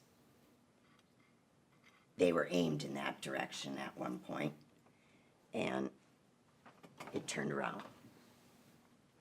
Sitting here tonight, I understand policies. I understand our statute. Our city attorney did state these things can be changed. The way these things can be changed is this body.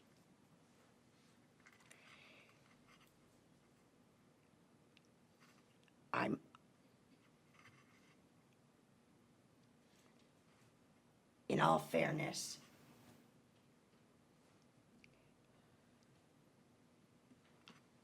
I'm in a catch-22 right now. I'd like to take myself out of this vote because I haven't been a part of it. I haven't been here for 6 months. I'm sorry, I had a car accident. That's not an option. With the council member absent tonight, it shifts how we work as a council, how votes have to be taken, what percentage of a vote to pass certain things. I have a question. Can we put this off till the next council meeting in hopes of a full council? Mr. Mayor? Yeah. Would that be a Allison question? What that does to the timeline? Yeah, certainly, Mayor Poppy, council members Holstrom and Cook. As far as the project schedule, it does not affect because the contract that the city has with the contractor is independent of the assessment hearing. I would certainly look to Attorney Teachin as far as guiding the council, as if the council wants to hold off on making a decision on the assessment hearing at this time, whether it's a continuation or tabling. But from a project perspective, it doesn't change the contractor schedule. I have one more question on that line then. If we were to push this out as a full council, would we have the opportunity to open another public hearing, or is tonight's public hearing it? I don't know the legalities on that one. But, so what you're proposing is to not do the assessment or to lower the assessment and then increasing the burden on 750 other homes? No, that's not what I'm proposing. I'm proposing that tonight's decision come before full council at the next council meeting. I don't feel it's fair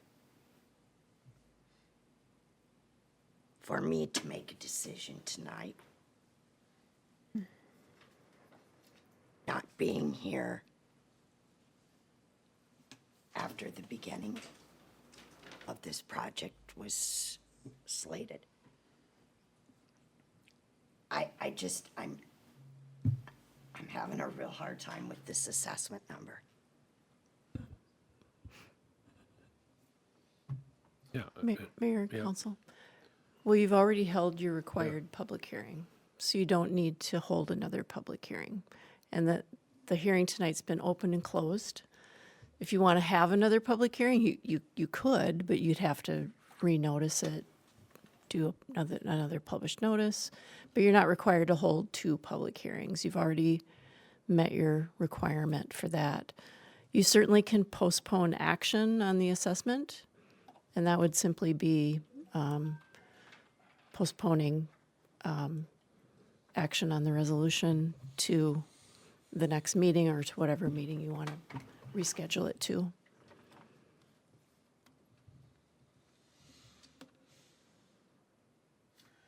Mr. Mayor. So I got perhaps even yet another perspective. So this money we keep talking about that was saved from last year, or that we didn't use from last year, I guess save's the wrong word. So it's money that we didn't use. Did everybody in the community benefit from not using that money? I mean, obviously, originally, that money was going to be spent on the road project last year. Council found a way to save that money. So in my mind, I understand what you're saying when you say, okay, so if we change that percentage number around, now people that wouldn't have normally been hit, the 700 and some odd households, now they're gonna have to pay more because we're deviating from the 80-20. But what I'm trying to still wrap my head around is this money from last year that's in play, or the use of it. And if I think of it from the perspective that originally everybody in town was gonna have to spend that money anyway, we saved it for everybody. Well, if we saved it for everybody, then everybody perhaps can benefit from using it, which changes those percentages. What I'm trying to solve for, and maybe there just simply isn't. Maybe there's just, it's a hard truth, we just gotta do it, bite the bullet. It's a crap vote, but we gotta do it, and the number's what we've already sent it out to be. But my question, I guess, for Allison is, what if we approach it the other way around? So let's say we have a target number. Let's say I'm pulling a number out of my hat and I want 5,000. Everybody pays 5,000 that's impacted. Is there a way of using that money that was saved, or again, I keep saying saved, the money that wasn't used last year, is there a way to manipulate that in a way that brings down the affected houses to $5,000? And if the answer is no, it's no. But it's a question I felt like it needs to be asked. Is there a way of doing this in a way that would still be equitable? You could lower it, but then you push the burden out to the residents. Right, but that's kind of my point, is this burden to the other residents, they saved that money last year. So the residents are getting a benefit from not using that money that way. Because originally that money was going to hit everybody. Had we not done mill and overlay, and if everything would have been just as it was and the vote happened, there would have been no savings. It would have been, that project would have cost what it cost, and everybody, the 50% of people, or no, 80% of people that were impacted would have got hit, the 20% of the rest of the city wouldn't have got hit. But my point is that money wasn't there until now it's there. So if we're increasing the amount of people that have to pay in, it's because we're using money that everybody saved, right? Or am I not? No, it's basically, you did a bond a few years ago to pay for the projects this year. It's not like savings or found money. Well, it was I money think that that's was what- unspent though, right? It was Mr. Mayor. unused bond money. Yes. The bond was done in 2022, and there happened to be $680,000 left over, so we don't have to rebond. Right. That's all it does. That's all it does. Turn though. around, I mean, that happens all the time. You could turn around and pay down And debt then you service, just pay it back and that through would the debt lower service. that would lower the rate for everybody else, and then we can do a new bond for this and pay 8%. Yeah. I mean, Yeah. what do you want to do? Right. No, I see where I keep going. Yeah. It's not like it's saved found money that wasn't spent. It's just cheaper money. It's cheaper money. Mr. Mayor, I'm not understanding how using the 680 off the top and assessing the remainder evenly over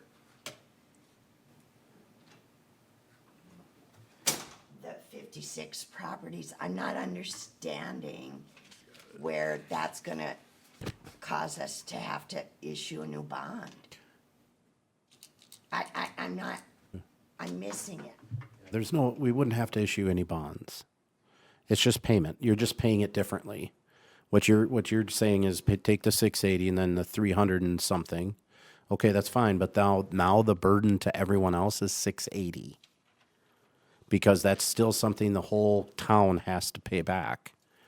Because it's a bond. Correct. Right. And so you're basically taking the 680 and making that your number for the rest of the city to pay. So basically you're taking that down to, so if I look at it right here, I've pulled up some other council meetings, just to kind of look at what that payment would be. So say you did what was your number per house, like 50, $5,900, right? Or, sorry? 5440, is that what Councilmember Holstrom said earlier? Okay, that would bring the assessment down to 55%. That's all you're doing. You're just flipping you're just flipping the assessment down. So instead of assessing 80%, now we're assessing 55%, and and then that other, what is that, 25% or whatever, up to 80, sorry, my math is not 25%, then just goes out to the regular taxpayer. Because you still gotta pay the 680 back. I mean, no matter what, that whole 680's gotta get paid back, and that's going on our general tax roll. I mean, I understand where you're going It's with it. already on our tax roll. It's not though, because there's portions of 2022 that are coming back in assessments. That's why I was trying to explain that it is on our tax roll, but what we're doing is assessing 400 and some thousand of the 680 to get back over 15 years, because that's the length of our bond. Right. So whether you pay the 680, it's whether the people are impacted on the project or whether we're taking the assessment down to 55%, which is about right. Because I think when you did it, it was $5,900. So let's say it's a little less than 55%. Then that other 25, or all the way up to 100, which would be the 680, whatever's left, still has to be paid back by the taxpayer. The rest of us. We're already paying the 2022 bond debt service. We're making payments. Yes, we are. Right. We are making payments, but And Rebecca also, you cannot invest it to make more than the interest that you're paying. Correct. But it got invested so that we weren't losing all of the Correct. interest.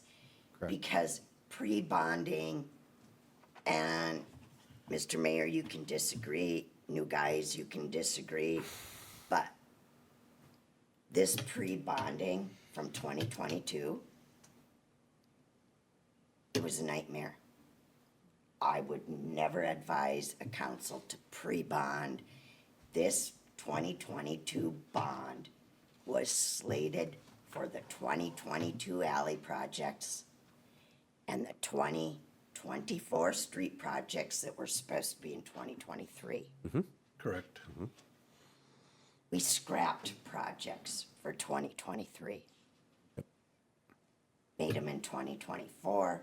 We still had time. We met all the deadlines. We met the percentages on this 2022 bond. Here we are 3 years later. And because we have had this bond, the whole city has been paying on the debt service through taxes.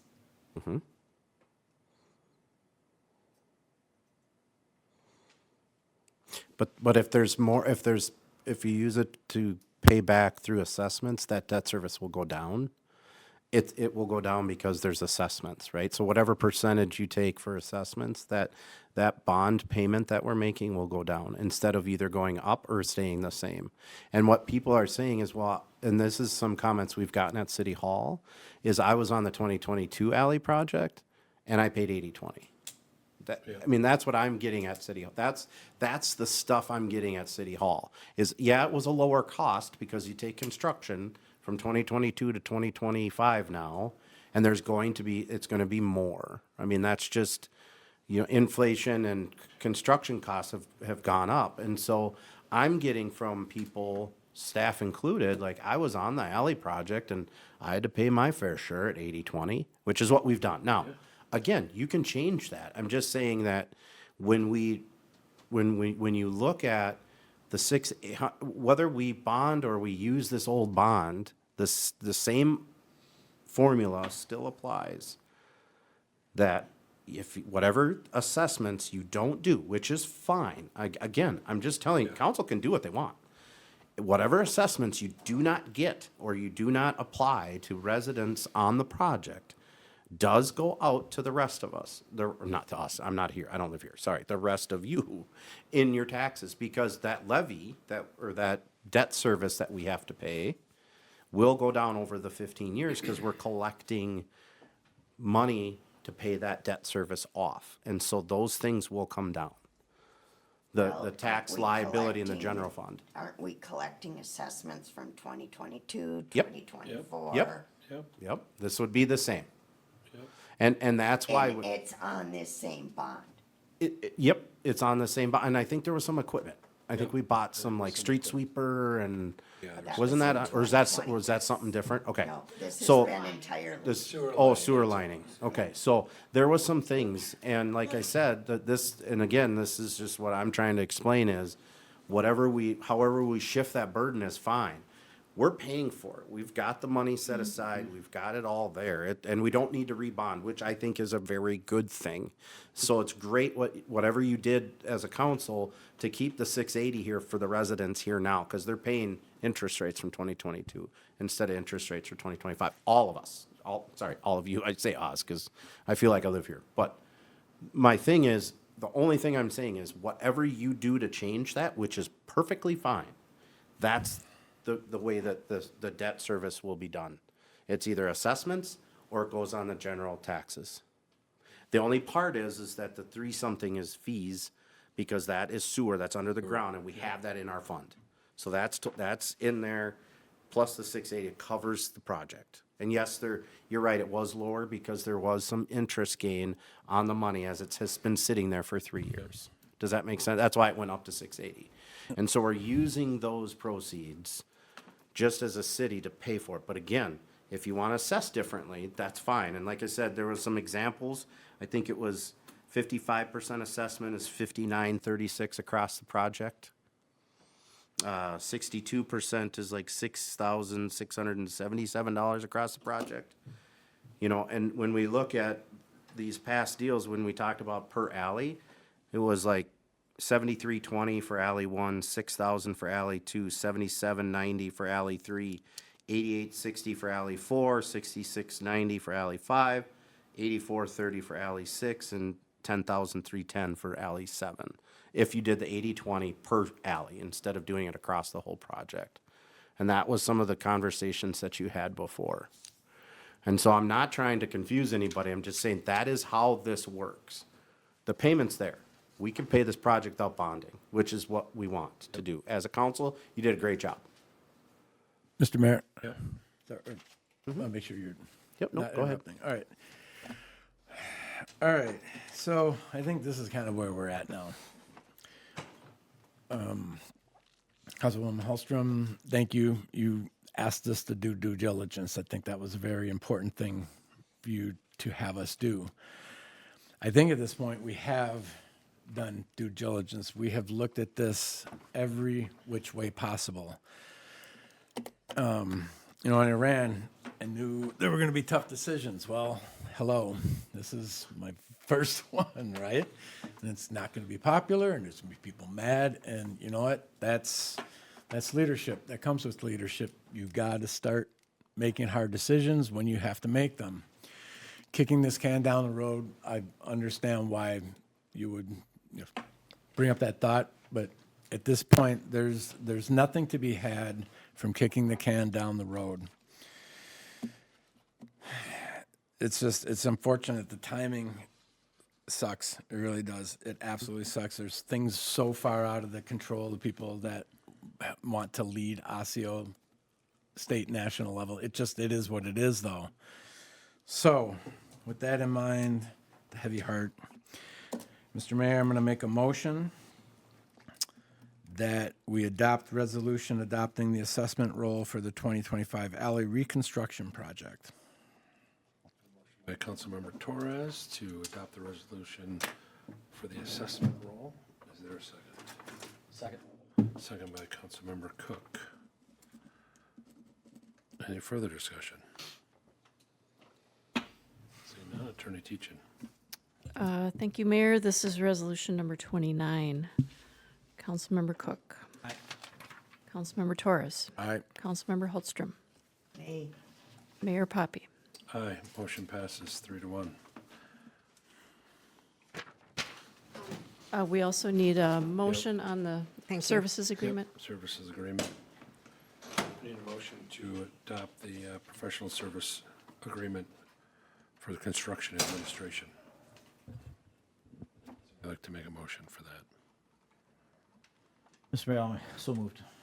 Okay, I got a motion by Councilmember Cook to adopt the professional service agreement for construction administration. Is there a second?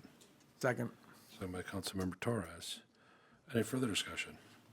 Seeing none, all those in favor? Aye. Aye. All those opposed? Motion passes 4-0. All right, 10 old business, 10A, approve elected officials' rules and procedures and code of conduct. We're almost the same time it was before when we started this, Mr. Torres. Thanks for putting it off. Council, so this is the elected officials' rules of procedure and code of conduct. This document was presented to the council for discussion at the March 24th work session. It was brought back to council on April 28th council meeting for further revisions. We've been working diligently with staff to incorporate all the feedback received from council, and attached was the final revision of the document. There was some issues, I guess, with, I don't know what it was, with Word or something, and so I apologize that the red line version is in front of you instead of in digital format. And also, just so you know, the index or whatever is wrong, but there was a lot of like extra language, so we'll accept that, and then we will go back and change that so all the page numbers are correct and things like that. So I'm gonna turn this over though to Attorney Teachin to kind of go through these to make sure we're all on the same page. Thank you. All right, Mayor, I know this red line version you didn't get until the meeting tonight, so, I did go through and make the changes that council directed from the last meeting. I don't know if council wants to take a minute to page through, or if, I don't know how you want to handle that. I think we can just, we've been through this enough here, I think. I think we've discussed it pretty Yeah, thoroughly highlight last time. The ones that that you made the red lines and just say, these are the changes that basically is in the final document that we have in the council packet, but these are changes. Right. That we incorporated the language that we discussed to make sure that it was what we discussed, Right. as a body. Right, okay. So just real quickly on page, this is really tiny print. Yeah. I apparently need new reading glasses. So, page 4, section 2.1, we added some language about matters from the floor and speakers being able to ask for additional time, which would be at the discretion of the mayor. And that same language Carries through the rest of the carries document. through Yeah. with some of the other public hearing processes. So I think that's consistent with council direction. Yep. With 2.3, we eliminated the 4 hours notice for emergency meetings. And Shane, please catch me if I'm missing anything. I'm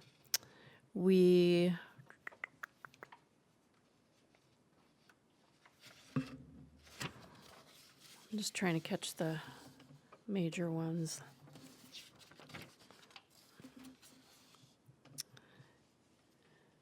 With the agenda, this is page 7, approval of the agenda. We added additions to the agenda must be approved by unanimous vote of the council. That's per city code. Consent agenda, added a unanimous vote for consent agenda to be consistent with past practice of the council.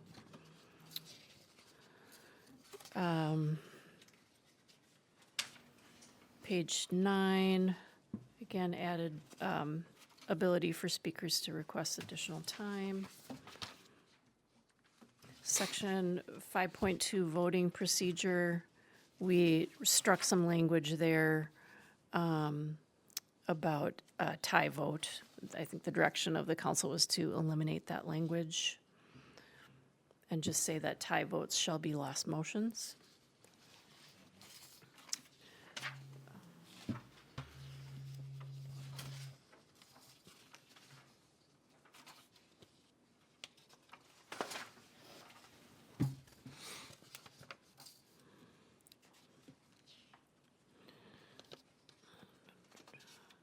Page 14, that paragraph right above section 6.3, I change some language there to say that council members are encouraged to speak to staff ahead of meetings so that everyone can be as prepared as possible for council meetings. Took out that language about don't spring surprises on people. We had a long discussion about that.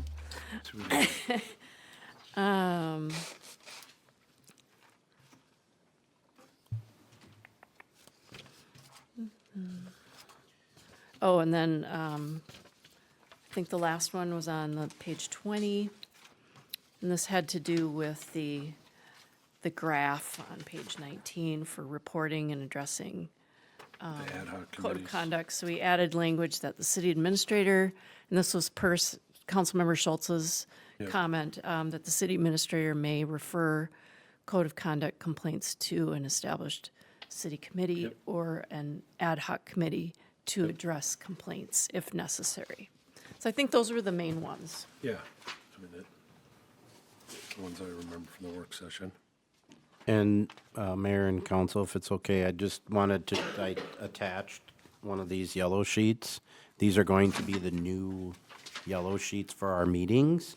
And people are required to then fill this out and give it to a staff person and we'll give them to the mayor and then he will call people up for matters from the floor. It's not just gonna be willy-nilly or not identifying yourselves. It's gonna be, you have to do that. So that's, I will definitely, once this is adopted, I will definitely then stand up in the first meetings and every meeting and just say, if you need something, you need to fill this out and then hand it to a staff person. And then we'll have the mayor call up the people that want to talk. And, So- and to clarify, the purpose behind that was not to restrict anybody's ability to do matters before, but more to make it easier for those taking minutes to know who's saying what. Right, So, right. okay. Yep. Mr. Mayor, I'd like to make a motion to approve the elected officials' rules and procedures and code of conduct. I got a motion by Councilmember Cook to approve the elected officials' rules and procedures. Is there a second? Second. Second by Councilmember Torres. Any further discussion? See none, all those in favor? Aye. All those opposed? Motion passes 4-0. All right, number 11, new business. Approve first reading of Osseo Pet Store Ordinance. Mayor, Council, the April 28th work session, City Council reviewed a proposed ordinance concerning the sale of cats and dogs in pet stores. Based on council's guidance, staff was directed to move the ordinance forward for a first reading. There's a prohibition on sales. Pet stores are prohibited from selling cats and dogs. Adoption partnerships, pet stores may partner with an animal shelter. These are just kind of some of the high-end overview. A certificate of source requirement, any cat or dog showcased in the pet store must have verifiable certificate of source, confirming it originates from an approved shelter, rescue organization, or animal control entity. This ordinance aims to discourage unethical, inhumane breeding practices by promoting adoptions from reputable sources rather than commercial breeders. So we're just, as a staff, we're asking to approve the first reading of the pet store ordinance. Mr. Mayor. I first want to say thank you to Councilman Torres for bringing this to our attention. After, our conversation that we had in work session, after talking then to a few, different people associated in various pet industries in the community and outside of the community, it is a good thing that we are moving forward with this, the way we are proactively in an effort to support this issue that seems to be a growing issue in other places. So, I just wanted to say thank you, and I would very much support Councilman Torres moving forward with this. Thank you, Councilmember Cook. No credit needed for this. I think it was actually brought to me through constituents, and I'm very glad that you did. This is, as everybody that knows me knows, I'm a huge cat guy. I got like 3 or 4 cat tats. That tells us a lot, Councilman Torres. Not sure I needed to know that. Well, in my Can't get it Lincoln, out of my head now, though. well, my Lincoln Continental says Advo cat. So anyway, no, thank you for the support. And I do, not to grandstand it, it's very late, but I think it is a very important issue. the more I read about it, I mean, I feel like I'm kind of pretty tough guy from Chicago, but man, I tell you, I was breaking up when I was reading the stuff about these puppy mills and cat mills, and it's just, it's sick. So I would really appreciate everybody supporting and appreciate those who brought it forward. So thank you. And I guess, I mean, obviously, in full support of this is a question for the attorney. Obviously, we can approve the first, we waive the second reading and go to summary publication, because we don't need multiple weeks for this to just linger. Is that correct? Mayor, yes, you can waive the second reading. We do not have in the packet, though, a resolution for summary publication. Okay. So Okay, so it'll come you back. could just do the second reading at your next meeting, Okay. and then we can do a summary publication Yeah, at if the we have second that all reading. together, Yep, Yeah, yep. for next meeting. Okay. Yeah, 'cause I mean, obviously, it needs to get done, so. Mr. Mayor, Yep. I'd like to make a motion to approve the first reading of the pet store ordinance. Okay, I've got a motion by Councilmember Hallstrom to approve the first reading of the Osseo Pet Store Ordinance. Is there a second? Second. Second by Councilmember Cook. Any further discussion? Seeing none, all those in favor? Aye. Aye. All those opposed? Motion passes 4-0. Thank you. Wait for the public hearing. Well, I did, just to share my experience. All right, number 11B, approve transfer of Police Squad 667 to the Fire Department. All right, I'm going to transfer this over to the fire chief. Thank you for meeting tonight, Mayor, Council, and staff. Before I begin, any questions?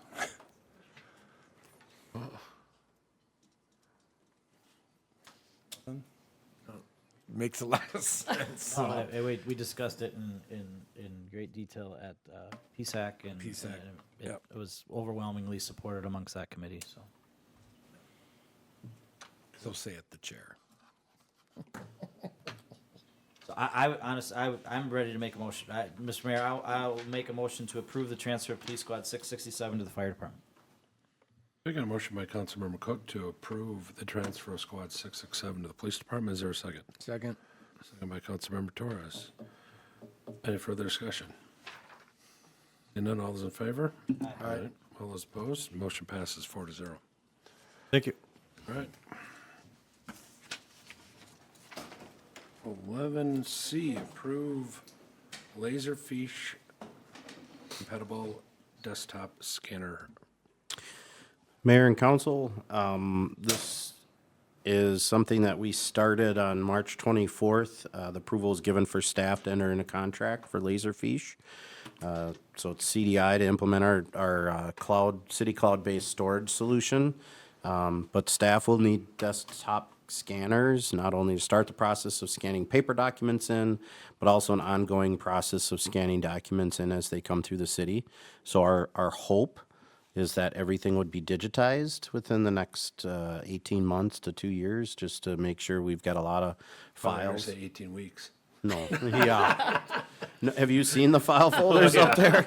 So not only will we be going through, which I have to commend City Clerk Centillo on her work on this, and she came in and was a go-getter and is like, you've got files from like 1974, which you don't need anymore, and we've got things downstairs that we looked at and we're like, holy buckets, this is 60s, 50s stuff. I mean, some of it we'll keep just for that, but we've got file folders and like emails that have been kept for years, and we need to go through it. And so we'll be working with Attorney Teachin and her group to look at our retention policy and then going full digital, hopefully within 18 months. I'm hoping that's something we can do. I don't know how long, because what we'll do is once we get all this up and running and everything's running and good to go, which will take us a couple months, then it's everything that comes in will get in there already, and then we'll go back through file folders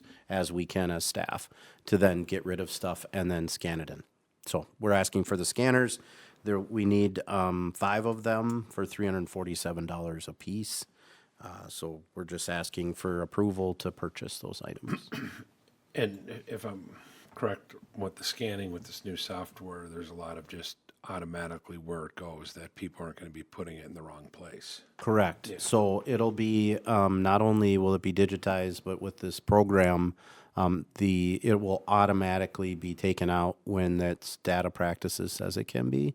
And so it'll be labeled, it'll be data practice labeled, however many years it has to be kept, those types of things. This thing is going to be phenomenal once we get it down. Obviously, there's going to be some bumps in the road with learn time and tech, but we'll get it down. And as a staff, it's something that's long overdue for all of us. So, Mr. Mayor? Yep. I'm assuming this is compensatory funds or something that we have. There's money in the budget to take. it's in our IT budget, and we can do that, definitely. I spent one long summer microfiching old jail records back in Hennepin County Jail. And let me tell you, it is a fun process. So I'm really looking forward to whoever gets that job of having to go through all those old records. But You're going to come in on the weekend? no, I didn't say Glad that. you're I expert. did my time. I did my time. And I was not like an inmate of the jail. I was just You're doing your time, so that was your, not doing my that was your work. but no, I would like to make a motion to approve the Laserfiche compatibility test community work, yep. Scanner purchase. Okay, we got a motion by Councilmember Cook to approve the purchase of 5 scanners at $347 each. Is there a second? Second by Councilmember Hallstrom. Any further discussion? Seeing none, all those in favor? Aye. All those opposed? Motion passes 4-0. All right, 11D, accounts payable. Any questions on that? If not, we'd look for a motion. So moved. Yeah, I think. Got a motion by Councilmember Torres to approve tonight's accounts payable. Is there a second? Second. Second by Councilmember Cook. Any further discussion? Seeing none, all those in favor? Aye. All those opposed? Motion passes 4-0. Administrator report. The only thing I have is, again, these sheets are going to be going out again for the public. We're going to ask you to fill these out and hand them to staff so that we can give them to the mayor to then call up people to have comment. I know it's going to be a big change. We'll be working through this through the next council meetings. And I'd like to really, our staff has been working very, very, very diligently on a lot of different topics and projects. In fact, I've been told that this is some of the hardest work that they've just been hammering things out. So I appreciate the support, and as a staff, I've just been amazed at what they've been able to do and work together and create a culture of positivity. It's been wonderful to work with all of our staff, fire, public works, and we're all getting on the same wavelength. In fact, just so people are aware, on July 19th, we are having a kickball game, and we're all going to participate together. So if council would like to be on our team, we would love to invite you. We'll have council members, city staff, police, fire, everybody will be together working against a couple other teams. So we've got, I think, a Duffy's and Dick's team. We're actually working with the high school or school district to get them a team. And we're starting on July 19th at noon. So that's something to put on your calendars. If you can participate with us, let us know. We'd love to have you there. I don't know how your foot's going to be, Councilmember Holstrom, but it'd be fun to see everybody there participating and having a great fun time. Officer Zitzelsberger is going to be running and coordinating, so we're working on that through the police department as we speak. So Hopefully EMT on site for a lot of blown hammies. well, we've got medical bags in each car, and we'll be there. So I think it'll be a fun event. We want this to grow every year, so we're trying to recruit maybe get some other cities. I don't know. We'll make it fun. Everybody had a blast last year. Holiday's going to be supporting us again. We'll have music. We'll have some food. It'll be a good time. Thank you. That's my report. Assistant Administrator Vickerman. Thank you, Mr. Mayor. Just a couple staff updates. So speaking of Laserfiche, I'll start with that one. Natalie and I met with our reps from CDI today, and so we're starting with just getting registered into the cloud environment. So she and I are both in there now. So we got a chance to just kind of starting to see what it's going to look like. But you had mentioned something about making sure that things always go to the right folder. And part of this process as we get started is building out this mapping system so that when a document gets put in, it's essentially read through AI, through the system. And that is what will make it then feed through to the correct file areas based on the content that's in it. So it has a lot to do with the pre-work that we are starting right now. So yeah, it will take a really long time, and I think someone at home might have had a heart attack when they heard 18 weeks, but I said 18 months. Yeah, 18 yeah, months. yeah. But no, we're excited to get it going, and it's going to, as soon as we start feeding things in there, it's going to be a better way to look up all the information we need. So it'll be great. But yeah, we'll take interns if anyone wants to volunteer. We'll have plenty of scanning to do anytime. And then the next update was on the our CPF grant, which is the $500,000 earmarked grant for Boardman Park. So with the help of Ellers, since we entered into an agreement with them for them to come and help us with the administration of the grant, we've been able to dig in a little bit deeper and find out what some of the parameters are, what we can use these funds for. And because they are earmarked funds, we have a little bit more latitude on what we can use that. So that's really good news for us. It means that we can use it for some of these planning and consulting fees that we might incur to get things started. So the next step is some environmental review steps. So I was able to get in touch then with someone at Hennepin County who's going to help with the environmental review process. So hopefully we'll be able to get through that part. And then once we get past that, that's when we can start actually drawing down some funds. So good news, we're making progress. Appreciate the effort on that. Yep, Anything else? that's all I've got. All right, well, thank you. Council and attorneys report. Attorney Teachin. Not much. I don't know if I'm invited to the kickball game, but I will warn you that I used to play on an adult kickball league, so. Just You're not fair invited. warning. You're not invited. You're a runner too. You're not invited. Show me the bench runner. For all the blow hammies. Well, you're on our team, not anybody else's team. Okay, I'll just come for the food then. As long as you're running for us, we're good. Only other thing is I just want to say welcome back to Councilmember Hultstrom. It's good to have you back. Councilmember Torres. Also, welcome. Great to have you back. It's going to be great to hear some differing opinions, but I'm looking forward to that. It's going to be awesome. Yeah, I mean, tonight obviously was not an easy night, and those types of decisions never are, and I don't really want to minimize that. But, you know, again, I think it's really important that at some point you do have to go look at, we have just looked at it every way that we can, and I really appreciate all the compassion that I heard up here. It's really nice to have colleagues that are, you know, this could have been a rubber stamp. In a lot of cities, it would have been a rubber stamp. It would have been, okay, yep, you spoke, do it, right? So I just want to say personally, I really appreciate all the time all of you have put into thinking about this. Kickball.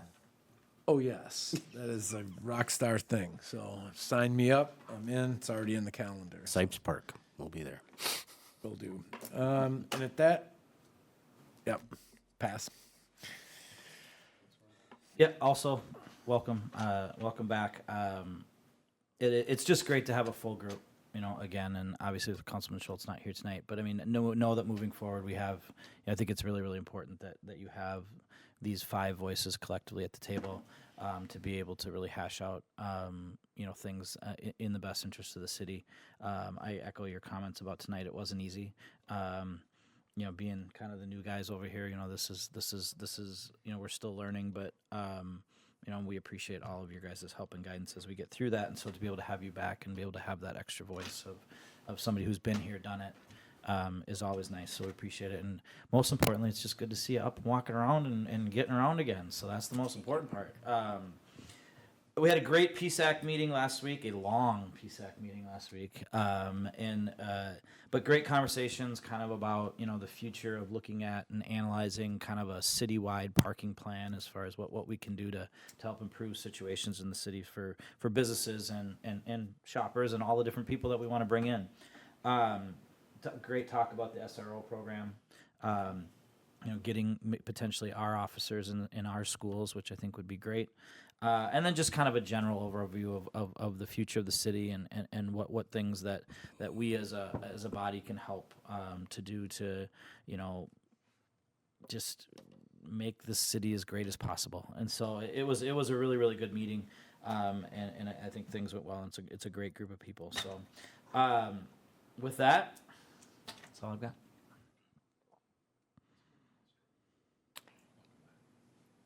Thank you, Mr. Mayor. Can I buy a vowel? Or is that out of the code now, I guess? I was reading that code and I thought, I don't know if I can still buy a vowel or not. Again, I just want to thank 3 cities and first responders, North Memorial Ambulance, the treatment and care I got, and from our city officers that were there, both at the scene of the accident and at my house after when I had to go back. It's not always easy being in your pajamas in a lot of pain and having the co-workers of your city come in and see you. And I have to say, the professionalism along with the friendships that have formed made the whole thing. It was a very difficult, life-changing moment when 36 hours before a car accident, you're making plans for your dream trip and concert, and that didn't happen. So it's very good after 6 months to be out and about, to be back here with all of you. I hope to continue to be the voice of the city that I was elected to be.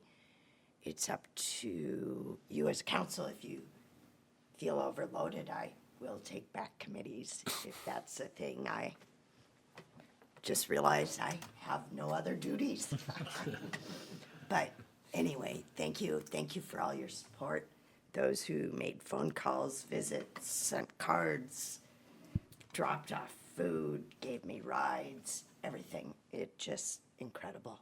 And 3 things I learned: humility, perseverance, and patience. I hope to carry those forward. Thank you, Mr. Mayor. Thank you. Yeah, a couple of general announcements. Obviously, big weekend this weekend with the Intermark Vintage Car Show and Market on Saturday. So come on down to downtown, and then we also have the citywide garage sale this weekend. Do we have maps? They're produced? coming out, yep. Okay, so we will have maps for that. So if you need a map, so if you're coming to the car show and you want to take a break and do some garage sailing, grab a map and come on out. And with that, looking for a motion for adjournment. So moved. Got a motion by Councilmember Hallstrom for adjournment. Is there a second? Second. Second by Councilmember Torres. Non-debatable. All those in favor? Aye. All those opposed? Motion passes 4-0. We're adjourned at 9:58.